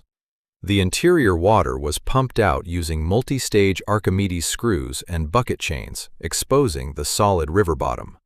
Workers then laid monolithic foundations made of hydraulic pozzolana concrete, which cured and gained compressive strength directly under water pressure. This combination of structural cofferdam architecture and volcanic hydraulic mortars allowed Rome to anchor massive stone bridges in turbulent rivers like the Tiber and Danube. During the Eastern Han Dynasty, Chinese mechanical innovator Bi Lan engineered the Longguche, or dragon spine water pump, a continuous chain and pallet lift that transformed irrigation across mountainous rice paddies. The device consisted of an open rectangular wooden trough running from a riverbank up to an elevated terrace. An endless loop of wooden chain links with square wooden blades, or pallets, moved up through the trough, driven by a large wooden sprocket turned by foot pedal treadles, ox-driven gears, or horizontal water wheels. Each rising pallet trapped water inside the wooden chamber, lifting continuous fluid columns with high mechanical efficiency and zero valve resistance, allowing small farming communities to irrigate high mountain terraces with minimal physical exertion. 75 chapters of lost technologies demonstrate that human progress is defined by empirical curiosity, material mastery, and ingenious mechanical simplicity.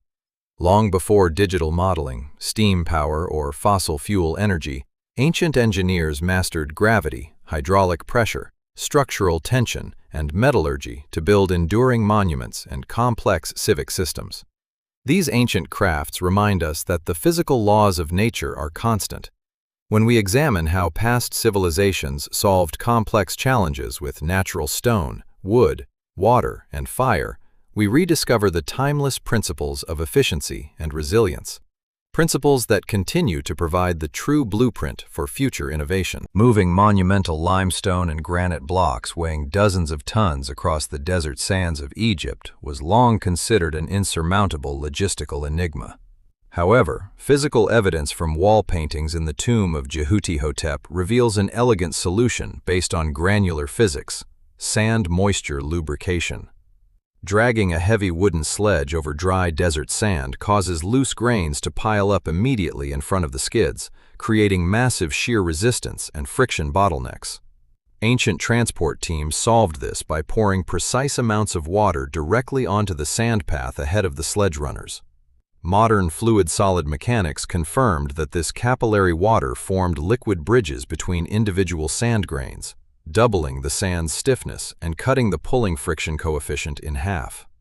This simple thermodynamic and mechanical optimization allowed small teams of workers to haul megaliths that would otherwise have required immense brute force. When modern metallurgists conducted high-resolution transmission electron microscopy on historical Wootz Damascus steel blades, they discovered structural features once thought exclusive to 21st-century materials science: carbon nanotubes and iron carbide nanowires. During the repeated cycles of high-heat forging and slow cooling within sealed refractory clay crucibles, trace impurities like vanadium, tungsten, and manganese segregated into distinct linear bands. Organic additions, including wood chips and leaves added to the crucible charge, broke down into carbon filaments at elevated temperatures, forming protective carbon nanotube sheaths around cementite nanowires. This microscopic architecture gave Damascus blades their unique balance of razor-sharp edge hardness and extreme impact flexibility, demonstrating an empirical mastery of nanomaterials thousands of years ahead of modern molecular synthesis. The massive public bath complexes of the Roman Empire required vast, uninterrupted reserves of pressurized water managed under strict thermal and purity controls. At monumental facilities like the Baths of Caracalla, civil engineers constructed multi-chambered, lead and pozzolana-lined settling reservoirs called castella aquae. Water arriving from elevated aqueducts was routed through a sequence of interconnected settling tanks designed for hydrodynamic deceleration. As the flow slowed within each chamber, suspended silts, sand, and particulate matter settled to the bottom by gravity, while clear water spilled over calibrated overflow weirs into downstream storage. Lower purge valves allowed maintenance teams to flush out accumulated sediment without draining the entire network, ensuring that clean, sediment-free water continuously supplied the high-pressure fountains, boilers, and pools throughout Rome. For over a millennium, Japanese master metallurgists, known as Murage, produced ultra-pure, high-carbon Tamahagane steel using the traditional Tatara clay furnace. Built as a single-use rectangular clay trough, operated continuously for 3 days and nights, the system converted black iron sand and pine charcoal into crystalline steel billets. The furnace utilized dozens of low-mounted blowpipes called blastouillères, driven by foot-powered box bellows to maintain precise internal temperature gradients between 1200 and 1500 degrees Celsius. By carefully layering satetsu iron sand over glowing charcoal, the metallurgists created zones of varying carbon absorption. High-carbon brittle steel formed along the edges for outer blade hardness, while low-carbon ductile iron formed in the core for flexibility. This empirical mastery of solid-state carbon diffusion created weapons capable of enduring severe battlefield impacts without shattering. Across 80 chapters of ancient and medieval innovation, a profound historical truth is affirmed. The human drive to master the material universe is timeless. Whether tuning the capillary tension of desert sand, synthesizing carbon nanotube matrices in forge crucibles, or balancing complex hydraulic purification networks, Our ancestors achieved extraordinary technological feats through observation, discipline, and empirical craft. These lost and rediscovered technologies prove that innovation is not exclusive to the digital era. The principles of physics, chemistry, and mechanics remain universal. By documenting, understanding, and preserving these forgotten crafts, we keep the unbroken chain of human ingenuity alive, drawing enduring inspiration from the monumental achievements of the past. The colossal plumbing systems of Imperial Rome required precise, high-pressure flow control at private residences, public fountains, and thermal bathhouses. To regulate water distribution without causing catastrophic hydraulic water hammer, Roman metalworkers engineered standard quarter-turn bronze ground plug stopcocks. Cast from high tin bronze to prevent internal corrosion and mineral scaling, these valves featured a precision-tapered cylindrical plug fitted inside a matching ground metal sleeve. A transverse hole through the center of the plug aligned with the pipe bore when the top handle was turned 90 degrees, providing immediate, full-bore flow with minimal friction turbulence. The precision of the hand-ground metal-to-metal seal was so accurate that it held pressurized headwater without soft rubber gaskets, establishing a mechanical valve blueprint that modern plumbing fixtures use to this day. In the scorching desert city of Yazd in central Iran, master builders turned atmospheric wind dynamics and solar thermal buoyancy into a passive air conditioning marvel, the multi-directional Badgir, or Windcatcher Tower. Rising high above mud brick roofs, these architectural structures maintain indoor comfort without electrical fans or cooling machinery. The tall masonry shafts are divided internally into distinct vertical air flues oriented to capture even the gentlest high-altitude breezes. During breezy daytime hours, oncoming cooler winds are funneled down into the building's living spaces and basement cisterns, pushing stale warm air out through the leeward openings. On calm, hot days, the system reverses through chimney buoyancy. The sun heats the exterior masonry on the tower, creating a draft that draws hot air up and out, while pulling cold, filtered subterranean air from basement Cenote channels into living rooms. To build monumental stone bridges, harbor quays, and amphitheaters over marshy, saturated soils, Roman civil engineers developed heavy, mechanical, drop-hammer pile-driving frames. Without deep foundation pilings, structures like the Pons Aelius in Rome would have succumbed to riverbed scouring and uneven settlement within decades.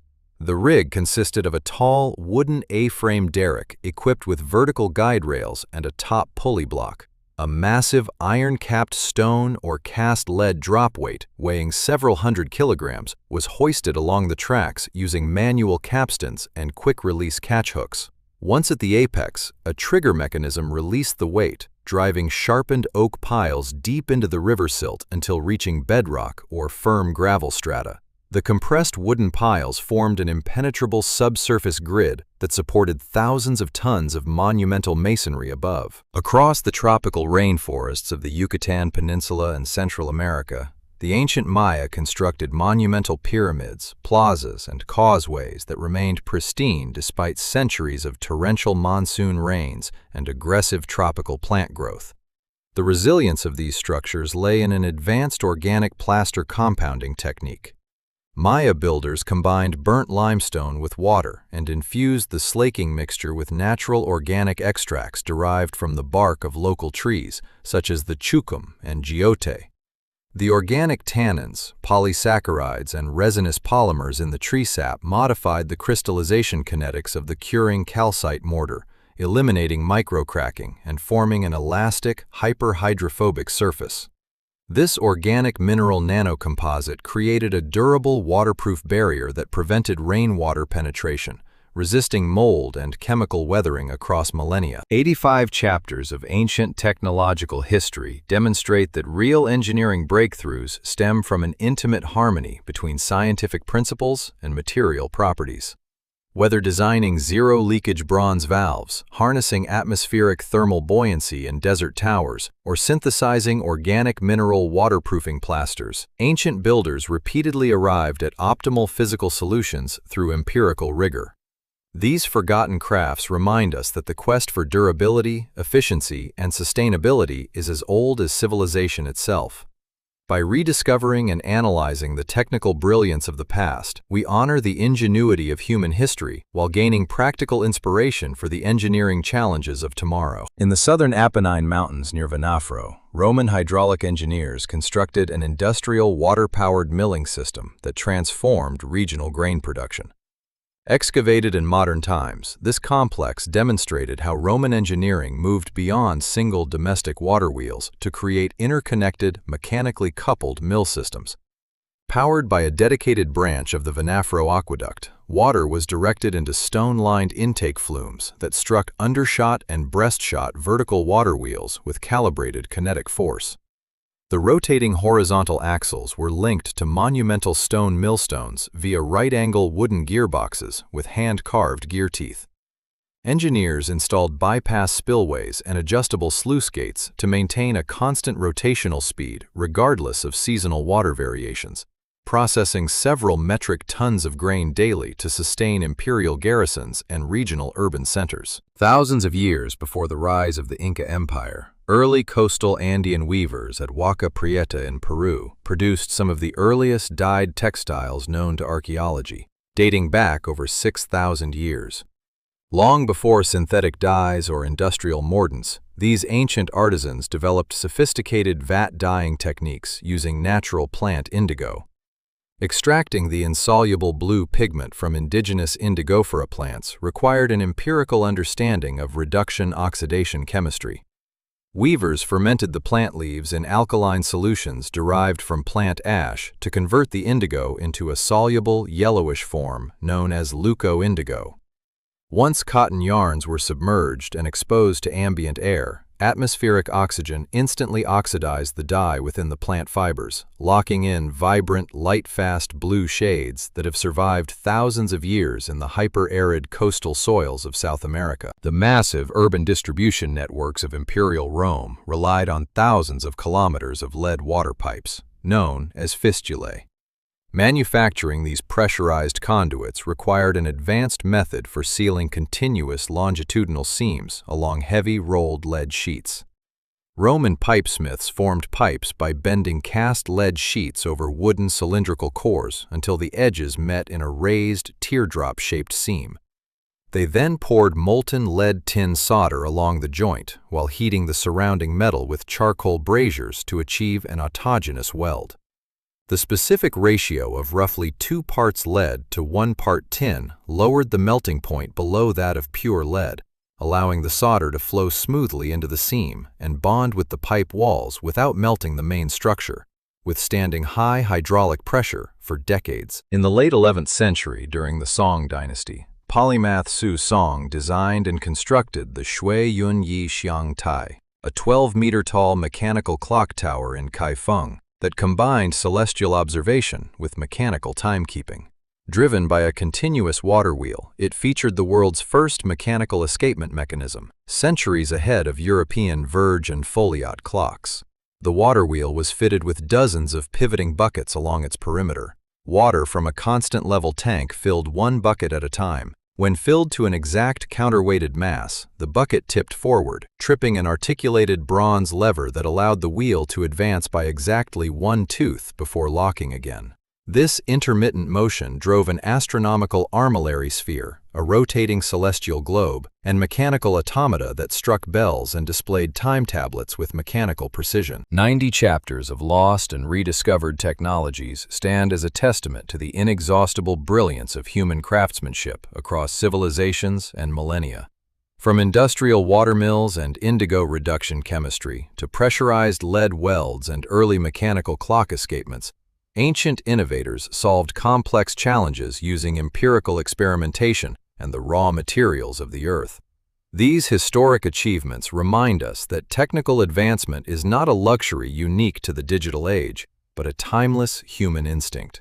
By studying, preserving, and celebrating these foundational technologies, we connect with the collective wisdom of our ancestors, carrying the torch of innovation, curiosity, and craftsmanship into the future. Centuries before modern stainless steel industrial fermentation tanks with active glycol cooling jackets, Roman viniculturists produced millions of liters of standardized wine across the Mediterranean using gigantic earthenware vessels known as dolia.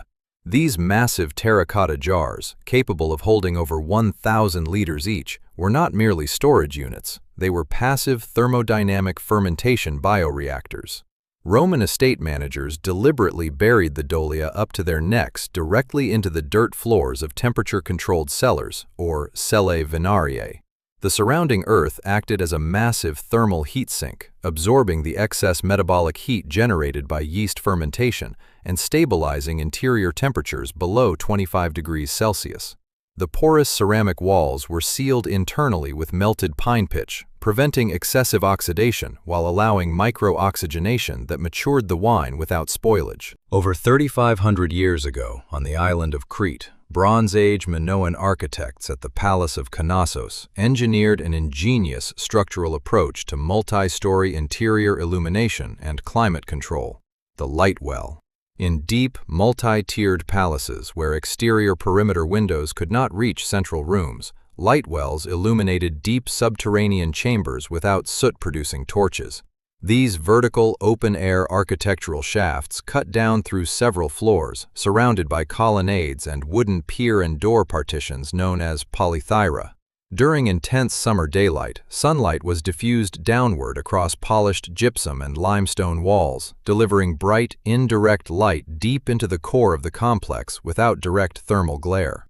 In winter, the wooden partition doors could be closed to trap warmth while maintaining natural daylight throughout the interior suites. In the 5th century BCE, long before the proliferation of medieval European hand crossbows, Greek mechanical engineers in Syracuse invented the Gastraphetes, or belly bow. Designed to outrange conventional composite recurve bows during heavy siege assaults, this mechanical weapon weaponized composite elasticity with an integrated ratcheted cocking slider. Instead of drawing the heavy bowstring with manual finger strength, an archer braced the concave wooden buttstock firmly against their stomach and leaned their entire upper body weight forward against the ground. This pushed a sliding wooden stock down along a bronze ratchet track, locking the heavy bowstring into a trigger sear under hundreds of pounds of tension. The mechanical drawstroke achieved muzzle velocities and flat ballistic trajectories that pierced heavy bronze shields at distances exceeding 250 meters. Across the Roman Empire, imperial porphyry, an ultra-dense, deep purple igneous rock laced with white feldspar crystals, quarried exclusively at Mons Porphyrites in the remote eastern desert of Egypt,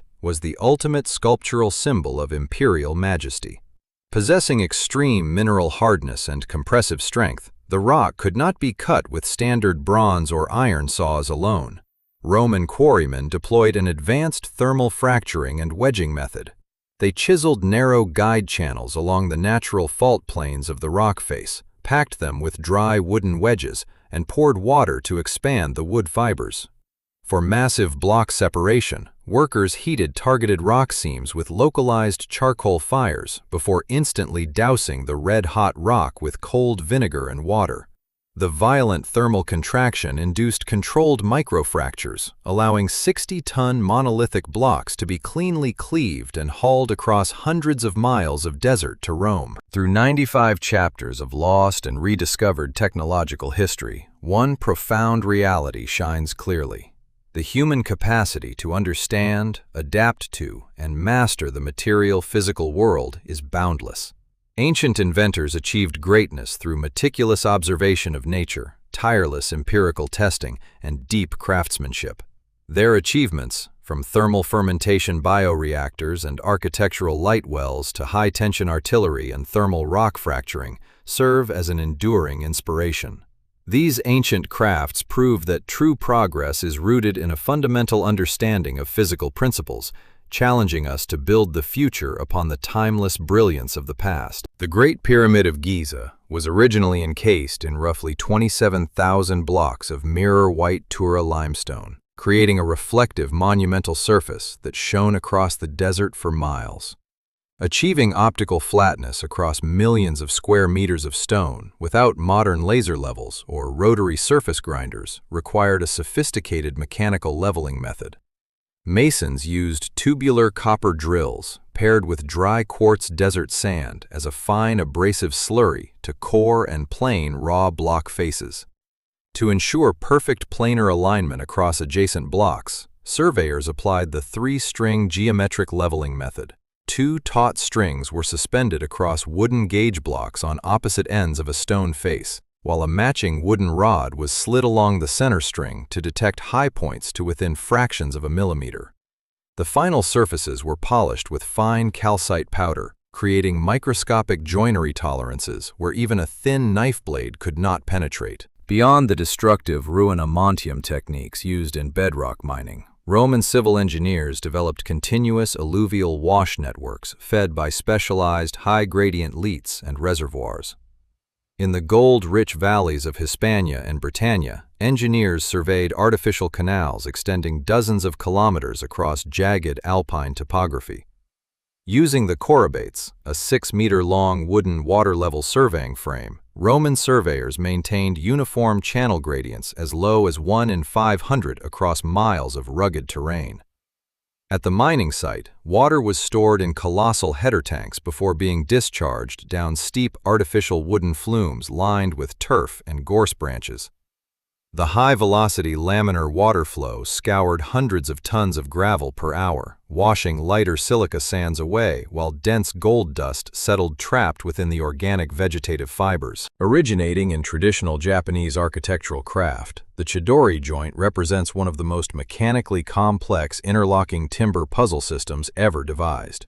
Built without metal hardware, glues, or visible fasteners, the joint connects 3 separate solid wooden beams at a single perpendicular intersection point with full structural rigidity.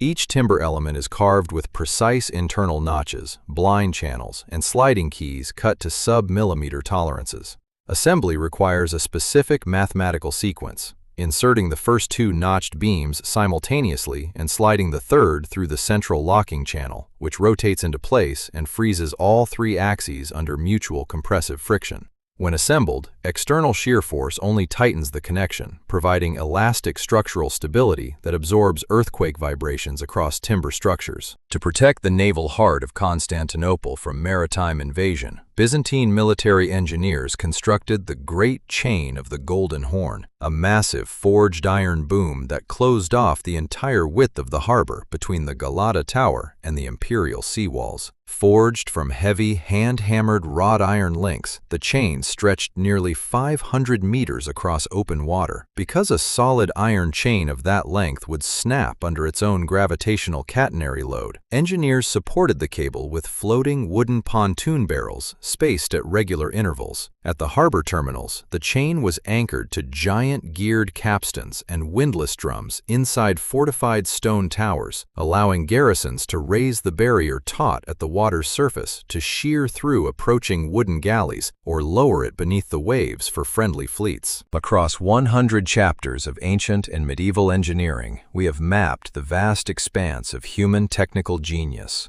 From mechanical computers, self-healing marine concrete, and carbon nanotube steel, to seismic timber joinery, geothermal desert air conditioning, and massive hydraulic networks. These forgotten technologies prove that true innovation does not depend on digital electronics, but on a deep empirical understanding of the physical laws that govern the universe. Ancient masters observed, tested, and shaped raw materials into systems of unmatched elegance and durability. By rediscovering, documenting, and honoring this eternal archive of craftsmanship, we keep the chain of human curiosity unbroken, drawing timeless wisdom from the past to engineer the discoveries of the future. Beyond the classic Archimedes screw, Roman mining engineers deployed an ultra-efficient wood and bronze barrel pump known as the cochlea to drain underground galleries in deep silver and copper mines. Discovered in ancient mines across Spain and Wales, these machines allowed operations to push hundreds of meters below natural water tables. The device featured an internal multi-threaded wooden helix constructed from steam-bent pine planks, coated in hot bitumen and enclosed within a watertight outer casing reinforced with iron hoops. Driven directly by miners treading on exterior stepped cleats along the barrel's circumference, the low-angle rotation continuously moved high volumes of acidic mine slurry with minimal mechanical friction. Arrays of dozens of these pumps were arranged in cascading tiers, lifting water stage by stage up deep mine shafts without internal valves or piston wear. In the hyper-arid sandstone canyons of Petra, the Nabateans turned violent desert flash floods into an abundant agricultural surplus, using a comprehensive hydraulic flood harvesting network. Situated in an environment receiving less than 100 millimeters of rain annually, their engineering transformed barren desert wadis into lush, terraced farmlands. Engineers constructed stone check dams and silt retention walls across canyon bottlenecks to dissipate the destructive velocity of seasonal torrents. Instead of allowing runoff to scour the landscape, the flow was diverted into terraced plots lined with permeable gravel filters. The trapped water slowly saturated the deep soil profile without eroding root beds, while accumulating fine alluvial silt layers that acted as natural nutrient-rich fertilizers for grain crops, olive groves, and vineyards. Centuries before the development of radar and electronic listening arrays, Hellenistic military architects incorporated curved masonry surfaces and acoustic parabolic niches into coastal fortifications to detect approaching enemy naval fleets under cover of night and fog. By shaping smooth limestone parapets into precise parabolic contours, distant sounds, such as the rhythmic splashing of wooden oars or the creaking of rigging across the open sea, were concentrated and reflected toward a single focal listening post. A scout stationed at the focal point could hear approaching vessels miles before they were visible to the naked eye.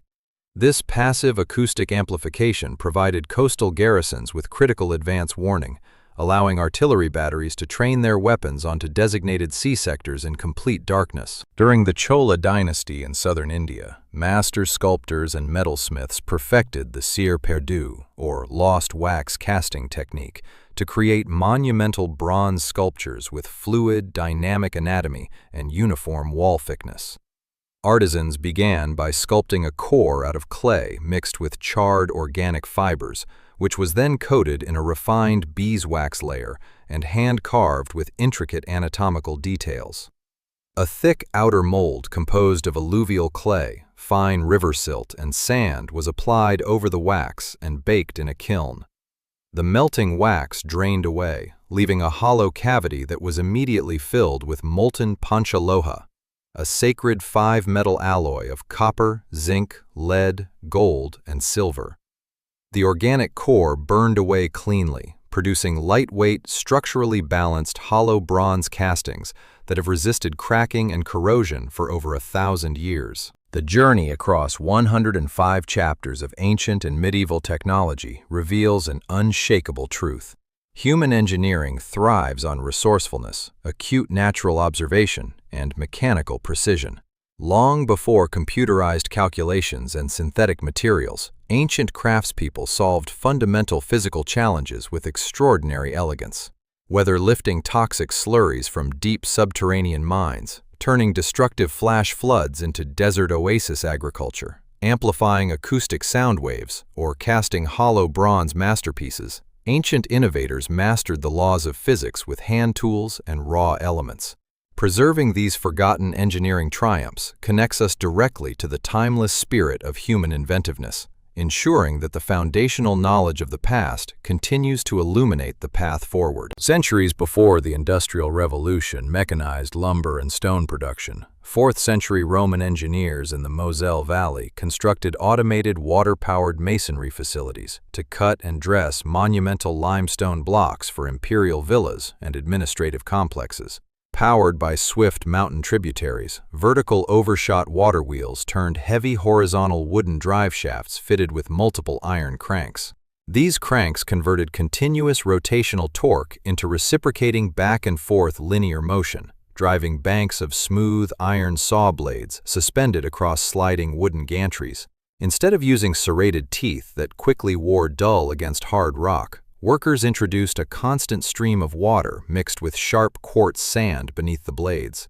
The abrasive slurry ground smooth, flat, planar cuts through massive stone blocks at high speed, establishing the foundation of multi-blade gang sawing technology. In the 2nd century BCE, during the Han Dynasty, Chinese agricultural innovator Zhao Guo invented the Lu Che, a multi-tube mechanical seed drill drawn by oxen that transformed continental grain cultivation.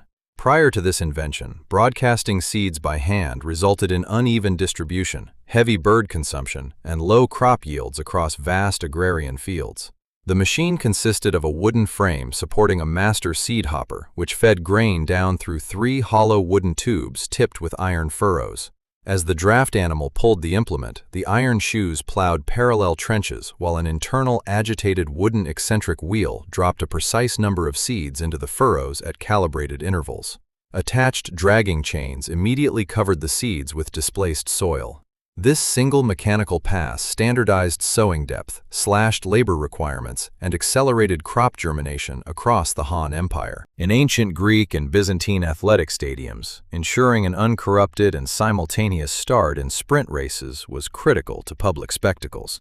To prevent false starts and eliminate human referee reaction delay, Greek mechanics engineered the Hysplex, a spring-loaded mechanical starting gate operated by torsional physics. The mechanism featured 2 vertical wooden posts mounted on either side of the track, anchored into bronze torsion sockets strung with tightly twisted cords of animal sinew.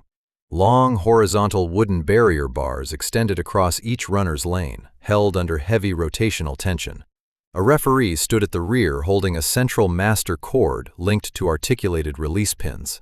When dropped, the pins tripped both torsion springs simultaneously, snapping the barrier arms downward into the dirt in a split second.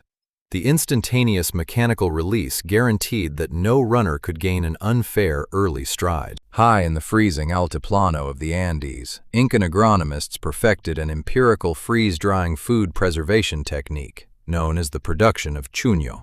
This zero-energy dehydration method allowed mountain populations to store potato harvests for over 20 years without bacterial rot, forming the strategic survival rations for imperial armies and famine reserves. The process exploited the extreme diurnal temperature swings of high-altitude mountain environments. Harvested potatoes were laid across straw mats on frosty winter nights, freezing cellular water into ice crystals. The following morning, under intense equatorial solar radiation, workers trampled the thawed tubers with bare feet to rupture cell walls and express liquid water without destroying the starch matrix. Repeated cycles of night freezing, daytime pressing, and sublimation in the dry, low-pressure alpine atmosphere produced completely dehydrated, shelf-stable tubers that could be rehydrated decades later. 110 chapters of ancient craftsmanship demonstrate that the human drive to solve complex physical problems with simple materials is a universal constant. Long before the advent of digital computation, steam power, or synthetic materials, master builders, mechanics, and agronomists manipulated gravity, friction, torsion, and thermodynamics to build enduring societies. These historic breakthroughs remind us that engineering is fundamentally about understanding the natural laws of our world. By studying, preserving, and recording these forgotten crafts, we keep the spirit of human curiosity alive, drawing timeless inspiration from the ingenuity of the past to guide the innovations of our future. To hoist multi-ton limestone architraves and marble blocks atop towering temples and monuments, Roman builders engineered colossal, high-capacity hoisting engines known as the Magna Rota, or giant treadmill crane. Expanding upon smaller pulley winches, these monumental timber cranes multiplied human muscle force through pure mechanical gear ratios. The core mechanism featured a massive wooden wheel up to 4 meters in diameter, fitted with internal stepped cleats. Multiple workers walked inside the wheel, transforming their body weight into continuous rotational torque that turned a central winding axle. Through a compound system of multi-sheave compound pulleys called the pentaspastos, this mechanism reduced input rope tension by a factor of 5. A small team of 4 laborers could smoothly raise stones weighing over 3 tons to heights of 30 meters, dramatically accelerating imperial construction projects across Rome. Across the karst limestone topography of the northern Yucatan Peninsula, surface rivers are virtually non-existent, leaving ancient Maya city-states like Chichen Itza dependent on naturally formed water portals, sinkholes known as cenotes. Beyond merely drawing water by bucket, Maya hydrologists integrated these sinkholes into complex urban water collection networks. Engineers constructed stone-paved causeways and channeled drainage gutters directly toward secondary filtration sumps before discharging surplus rainfall into the cenotes, preventing contamination of the main subterranean groundwater table. They reinforced steep limestone edges with retaining walls, carved spiral access staircases into living rock, and established sacrificial conservation zones to keep the deep aquifer pure. This management of subterranean water tables allowed large urban populations to thrive in a semi-arid limestone landscape for over a millennium. As counterweight trebuchets and large-scale siege artillery evolved across the Byzantine Empire, military engineers faced a hazardous operational challenge, releasing dozens of tons of counterweighted ballast without endangering gun crews or warping structural pivot pins through uneven friction release. Engineers designed a specialized, quick-release mechanical trip mechanism known as the split pawl trigger. The heavy main hauling rope was looped through a hinged bronze jaw, secured by a transverse steel cotter pin linked to a long-distance pull cord. When tension reached maximum gravitational capacity, a single sharp jerk on the lanyard retracted the pin, allowing the jaw to snap open cleanly in milliseconds. This instantaneous mechanical separation eliminated rope snagging, guaranteed repeatable release angles, and ensured consistent ballistic accuracy against enemy battlements. Centuries before the invention of optical surveying theodolites, ancient Egyptian astronomers and architects aligned monumental temples and the Great Pyramids to true astronomical north with an accuracy within fractions of a single degree, using a simple two-piece surveying kit, the Merkhet and the Bay. The Merkhet consisted of a horizontal wooden bar fitted with a weighted plumb line suspended from one end, while the Bay was a narrow sighting rod made from a split palm leaf. Working in pairs on cloudless desert nights, two surveyors sighted a circumpolar star through the slit of the Bay, lining it up with the vertical plumb line of the Merkhet as the star reached its highest and lowest transit points across the meridian. Bisecting the angle between these stellar coordinates yielded a true geographic north-south baseline, completely unaffected by local magnetic anomalies. Across 115 chapters of historical engineering, one fundamental truth remains clear. Ancient builders and inventors were master physicists who translated the laws of mechanics, hydrology, and astronomy into resilient, functional technology using the simplest raw materials. Their achievements, from human-powered treadmill cranes and subterranean sinkhole hydrology to mechanical artillery triggers and stellar alignment tools, demonstrate that innovation is driven by rigorous observation and precise execution. Preserving and analyzing these forgotten crafts honors the legacy of our ancestors, providing timeless principles of engineering that continue to enrich our understanding of the modern world. In the vast imperial thermae of Rome, managing distinct microclimates across interconnected bath chambers, from the tepidarium to the scorching caldarium, required active thermal regulation without disrupting the master wood-fired furnaces. To achieve precise atmospheric zoning, Roman heating engineers integrated bronze flue dampers and adjustable wall valves. Installed within the vertical terracotta tubuli pipes embedded inside the masonry walls, these heavy cast bronze sliding plates could be opened or closed using external iron keys. Restricting hot exhaust gases in one wing diverted the superheated furnace air into adjacent rooms, allowing bath attendants to modulate room temperatures to within a few degrees. Circular bronze ceiling louvers called clipiae were adjusted overhead to vent excess humidity, preventing moisture condensation on vaulted ceilings while maintaining dense, stable, radiant heat across massive bathing halls. During the Han Dynasty, the rapid expansion of planned administrative cities demanded subterranean drainage networks capable of handling heavy monsoon downpours without joint separation or soil subsidence. Chinese civil engineers met this challenge by developing standardized interlocking terracotta drainage pipes equipped with flexible socket joints. Each cylindrical ceramic pipe was manufactured with a flared bell-mouth socket on one end and a tapered spigot on the other, forming a precision mechanical slip fit. To create a watertight yet flexible seal that could survive ground settling and minor earthquakes without cracking, engineers packed the joint cavity with a composite mastic of fibrous plant hemp, natural tree lacquer, and fine clay. This semi-elastic gasket absorbed ground vibrations and prevented root intrusion, allowing subterranean municipal sewers to function intact for centuries. In the 12th century, the mechanization of iron metallurgy across European monastic and commercial ironworks took a monumental step forward with the introduction of the water-powered trip hammer. By replacing grueling manual sledgehammer strikes with continuous hydraulic leverage, ironmasters transformed the speed and scale of heavy metal processing. The mechanism utilized a massive horizontal timber drive shaft turned by an exterior breast-shot water wheel. Protruding from the wooden shaft were heavy iron cams that engaged the tail end of a long wooden lever arm, raising a cast-iron hammerhead weighing hundreds of pounds against gravity. As the rotating cam slipped past the lever, the hammer dropped in free fall onto the anvil below. The rapid, rhythmic kinetic blows consolidated large bloomery iron masses, squeezed out molten slag, and forged heavy structural bars with unmatched consistency. Because metallic zinc boils and vaporizes into gas at 907 degrees Celsius, a temperature lower than that required to reduce zinc ore, traditional open-top furnaces could not capture the metal, as the vaporized zinc oxidized and escaped into the atmosphere. In 14th century Zawar in Rajasthan, Indian metallurgists solved this physical paradox by inventing downward condensation distillation retorts.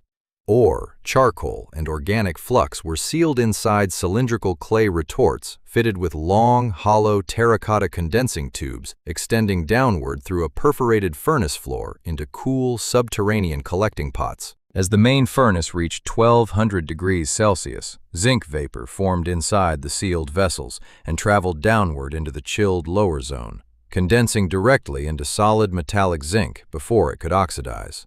This industrial downward distillation method allowed India to produce pure metallic zinc on an industrial scale centuries before the technique was patented in Europe. 120 chapters of forgotten craftsmanship demonstrate that the human instinct to engineer, adapt, and refine the material world is universal and boundless. Long before modern industrial automation and computer-aided design, master artisans, metallurgists, and builders unlocked the core principles of thermodynamics, fluid mechanics, and materials science through dedicated empirical practice. These historical breakthroughs prove that genuine technological progress is built on foundational physical laws, resource efficiency, and mechanical elegance.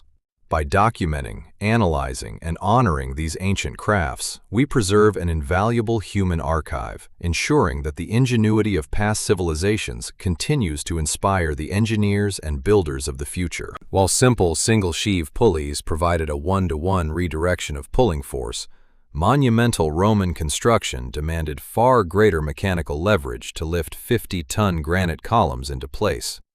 Imperial master builders solved this by designing the polyspastos, a compound hoisting system utilizing triple-sheave pulley blocks arranged in parallel arrays.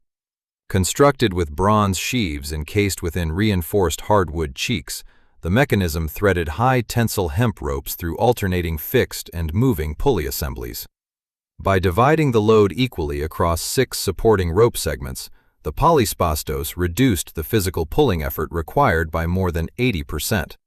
When coupled with horizontal capstans turned by geared handspikes, a small crew of workers could smoothly elevate monolithic lintels to the tops of temple colonnades with total control over lifting speed and millimeter-level alignment. Building subterranean Cenote channels across hundreds of kilometers of arid terrain was only half the hydrological challenge. Keeping underground water free from wind-blown silt, desert sand, and agricultural runoff was vital to long-term operation. Persian hydrologists integrated multi-stage settling chambers and vertical aeration shafts into their Kariz networks. Along the underground stone-lined aqueduct, builders excavated wide subterranean basins with lowered floor pits. As water flowed into the wider basin, its velocity dropped sharply, allowing dense, suspended sand and clay particulates to settle naturally into the floor sump through gravity. Clear, sediment-free surface water then spilled over an elevated weir into the continuing channel. Strategically placed angled stone baffles deflected floating organic debris towards surface cleanout shafts, ensuring that clean, drinkable mountain water reached desert cities without clogging conduits. In the 12th century, during the Song Dynasty naval campaigns along the Yangtze River and Lake Dongting, Chinese military engineers deployed armored paddle-wheel warships known as Chechuan. These vessels provided continuous multi-directional propulsion without relying on fickle river winds or exposed outer ore banks. The warships featured up to 23 internal wooden paddle wheels mounted along the hull, driven by crews operating internal treadmill shafts and geared pedal cranks. Encased entirely within thick wooden bulwarks armored with rawhide and iron plates, the propulsion mechanics were completely protected from enemy archers and incendiary fire. The direct mechanical coupling of human muscle power allowed these vessels to accelerate rapidly, reverse instantly by pedaling backward, and execute sharp tactical maneuvers against sailing fleets in narrow river channels. In the 3rd century BCE, in Alexandria, inventor Ctesibius engineered the hydraulis, or water organ, humanity's first keyboard musical instrument and a breakthrough in pneumatic hydraulic pressure stabilization. Before the invention of elastic bellows with counterweights, generating a steady, pulsation-free air supply for musical pipes was a major acoustic hurdle. Ctesibius solved this using a central inverted bronze chamber submerged in a hemispherical water container. Manual piston pumps forced air into the submerged bell, displacing water into the outer vessel.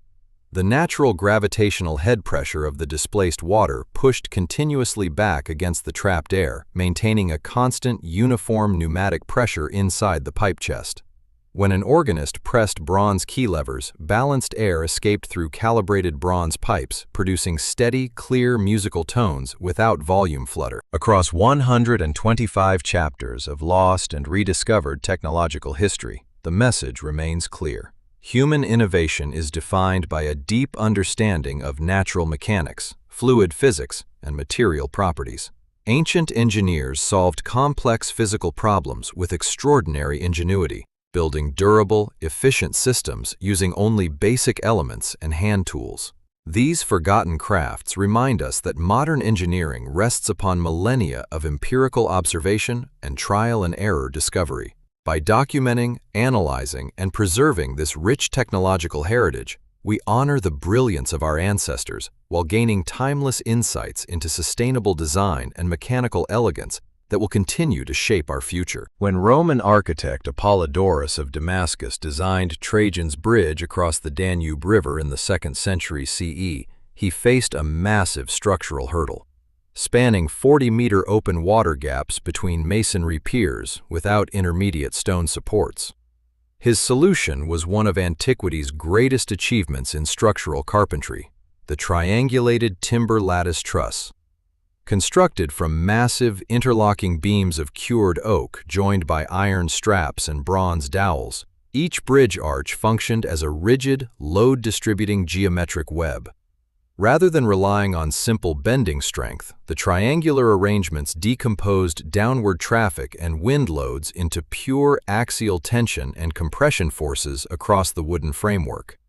This prevented sagging over wide spans and allowed over a kilometer of continuous roadway to carry legions and heavy supply wagons across one of Europe's widest and most turbulent rivers. Centuries before the industrial development of hot-dip galvanization in 18th century Europe, metallurgical artisans in ancient India developed surface diffusion techniques to protect structural iron artifacts and edge weapons from atmospheric oxidation and moisture decay.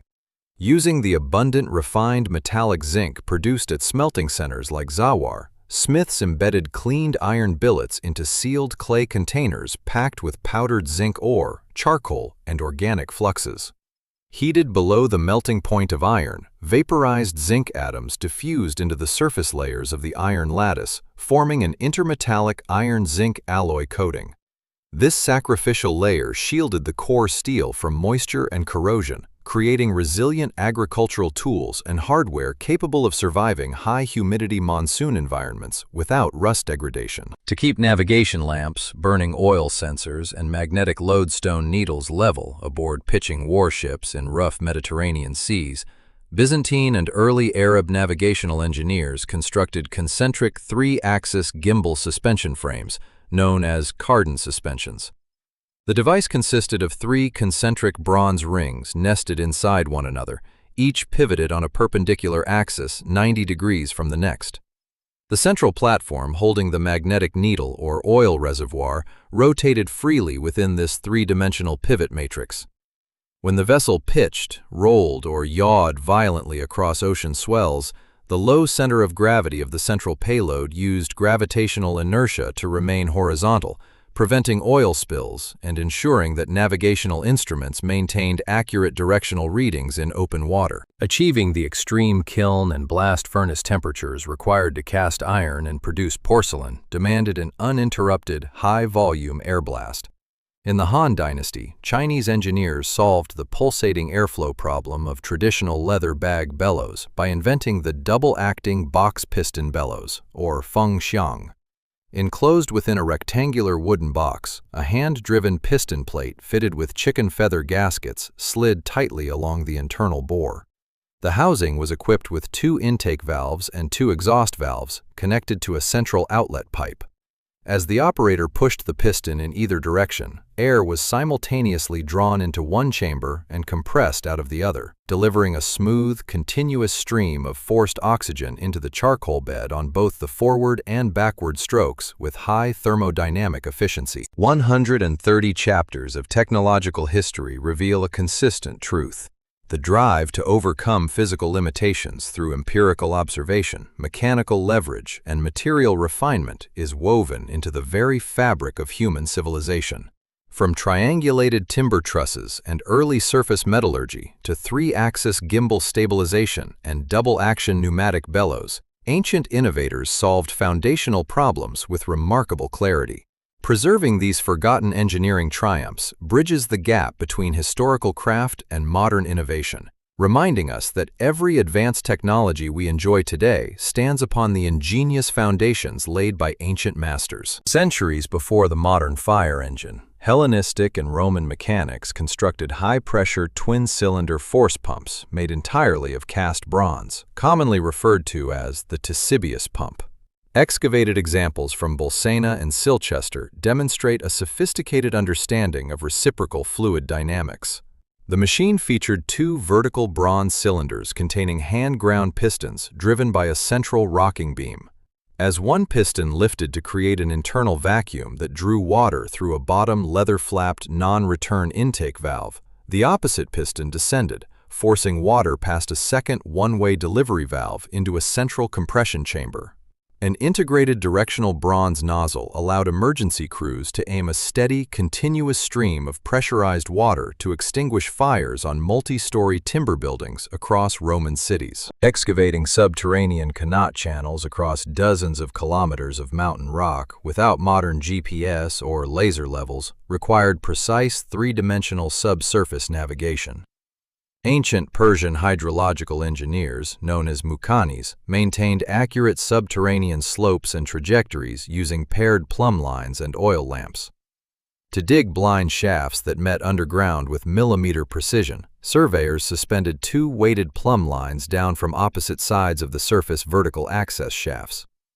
Underground diggers sighted along the alignment of the 2 illuminated strings to establish the horizontal compass bearing for the next excavation segment. To calculate vertical descent, they used calibrated water troughs and graduated measuring sticks, ensuring a uniform gradient of 1 meter per kilometer, steep enough to maintain continuous water velocity without eroding the unlined dirt walls. Across pre-Columbian Mesoamerica, Aztec and Maya craftsmen produced surgical-grade cutting implements from volcanic obsidian that possessed sharper cutting edges than modern stainless steel scalpels. Producing these long, paper-thin prismatic blades required mastery of brittle fracture mechanics and solid-state force vectors. Knappers prepared a cylindrical obsidian polyhedral core with a ground, flat striking platform. Using a chest crutch made of dense hardwood tipped with a copper or staghorn point, the artisan applied steady, downward compressive body weight directly to the edge of the platform rather than striking it with a hammer. When sufficient critical pressure accumulated, a controlled conchoidal fracture propagated through the volcanic glass lattice, peeling off a continuous razor-sharp blade up to 20 centimeters long with an edge radius measuring mere nanometers in thickness. While the chemical formulation of Greek fire provided the volatile incendiary payload, the mechanical delivery system deployed aboard Byzantine Dromon warships was an engineering masterpiece of thermal fluid mechanics and pressurized naval weaponry. Housed in the armored forecastle of the ship, the siphon monoxylon consisted of a sealed bronze boiler heated by an underlying charcoal furnace. When the volatile petroleum and pine resin mixture reached operating pressure, manual force pumps compressed air into the vessel, forcing the superheated liquid through a swiveling bronze projector tube. An archer or crew member held a burning torch at the nozzle exit to ignite the pressurized jet, projecting a continuous jet of liquid flame over 30 meters across the water that adhered to enemy hulls and burned even on the sea surface. Across 135 chapters of technological history, one reality remains undeniable. Human ingenuity is not a modern anomaly, but a timeless force that has shaped civilizations across thousands of years. Whether building high-pressure bronze fire pumps, navigating subterranean rock tunnels with plumb lines, cleaving molecular-thin volcanic glass, or projecting pressurized naval incendiaries, ancient craftspeople mastered the fundamental laws of nature. These forgotten breakthroughs remind us that true engineering is defined by elegance, discipline, and a deep respect for physical principles. By studying and preserving these historical achievements, we honor the legacy of craftsmanship and ensure that the foundational wisdom of the past continues to inspire future innovation. Centuries before medieval European shipwrights adopted skeleton-first framing methods, ancient Roman and Mediterranean builders constructed maritime vessels using the hull-first, shell-first engineering technique. This method produced rigid, watertight hulls that could withstand severe open-sea hydrodynamic stress without relying heavily on internal structural ribs. Shipbuilders began by shaping and positioning the exterior keel and planking planks edge to edge. To lock adjacent timber strakes together, carpenters carved thousands of blind mortises along the edges of every plank, inserting tight wooden tenon tongues into each slot. Once seated, every individual tenon was permanently locked in place by drilling transverse holes and driving tapered wooden dowels through both the plank and the internal tenon. This continuous interlocking wooden lattice created an elastic, self-supporting wooden shell that distributed wave shock loads evenly across the entire surface of the ship. The synthesis of high-carbon Wootz steel in ancient southern India and Sri Lanka relied on a precise stoichiometric balance of carbon-rich plant matter and iron blooms inside closed refractory crucibles. Rather than relying on simple charcoal contact, metallurgists engineered a specific internal reduction environment using targeted botanical additives. Wrought iron pieces were packed into porous kaolin clay crucibles alongside dried wood of the Cassia auriculata plant and crushed green leaves of the Calotropis gigantea. When heated to over 1200 degrees Celsius in specialized wind-blown furnaces, the organic plant materials broke down, releasing hydrocarbons, hydrogen, and volatile carbon compounds in a sealed, oxygen-free microenvironment. The iron absorbed carbon rapidly in this reducing atmosphere, lowering its melting point and forming uniform high-carbon iron carbide crystals that gave Damascus blades their renowned hardness and flexible ductility. During the massive siege operations of the Song dynasty in 11th century China, military engineers deployed traction trebuchets, known as POW, capable of rapid-fire bombardment against fortified city walls. Unlike slower counterweight systems, traction trebuchets utilized human kinetic muscle power, synchronized through compound pull rope arrays.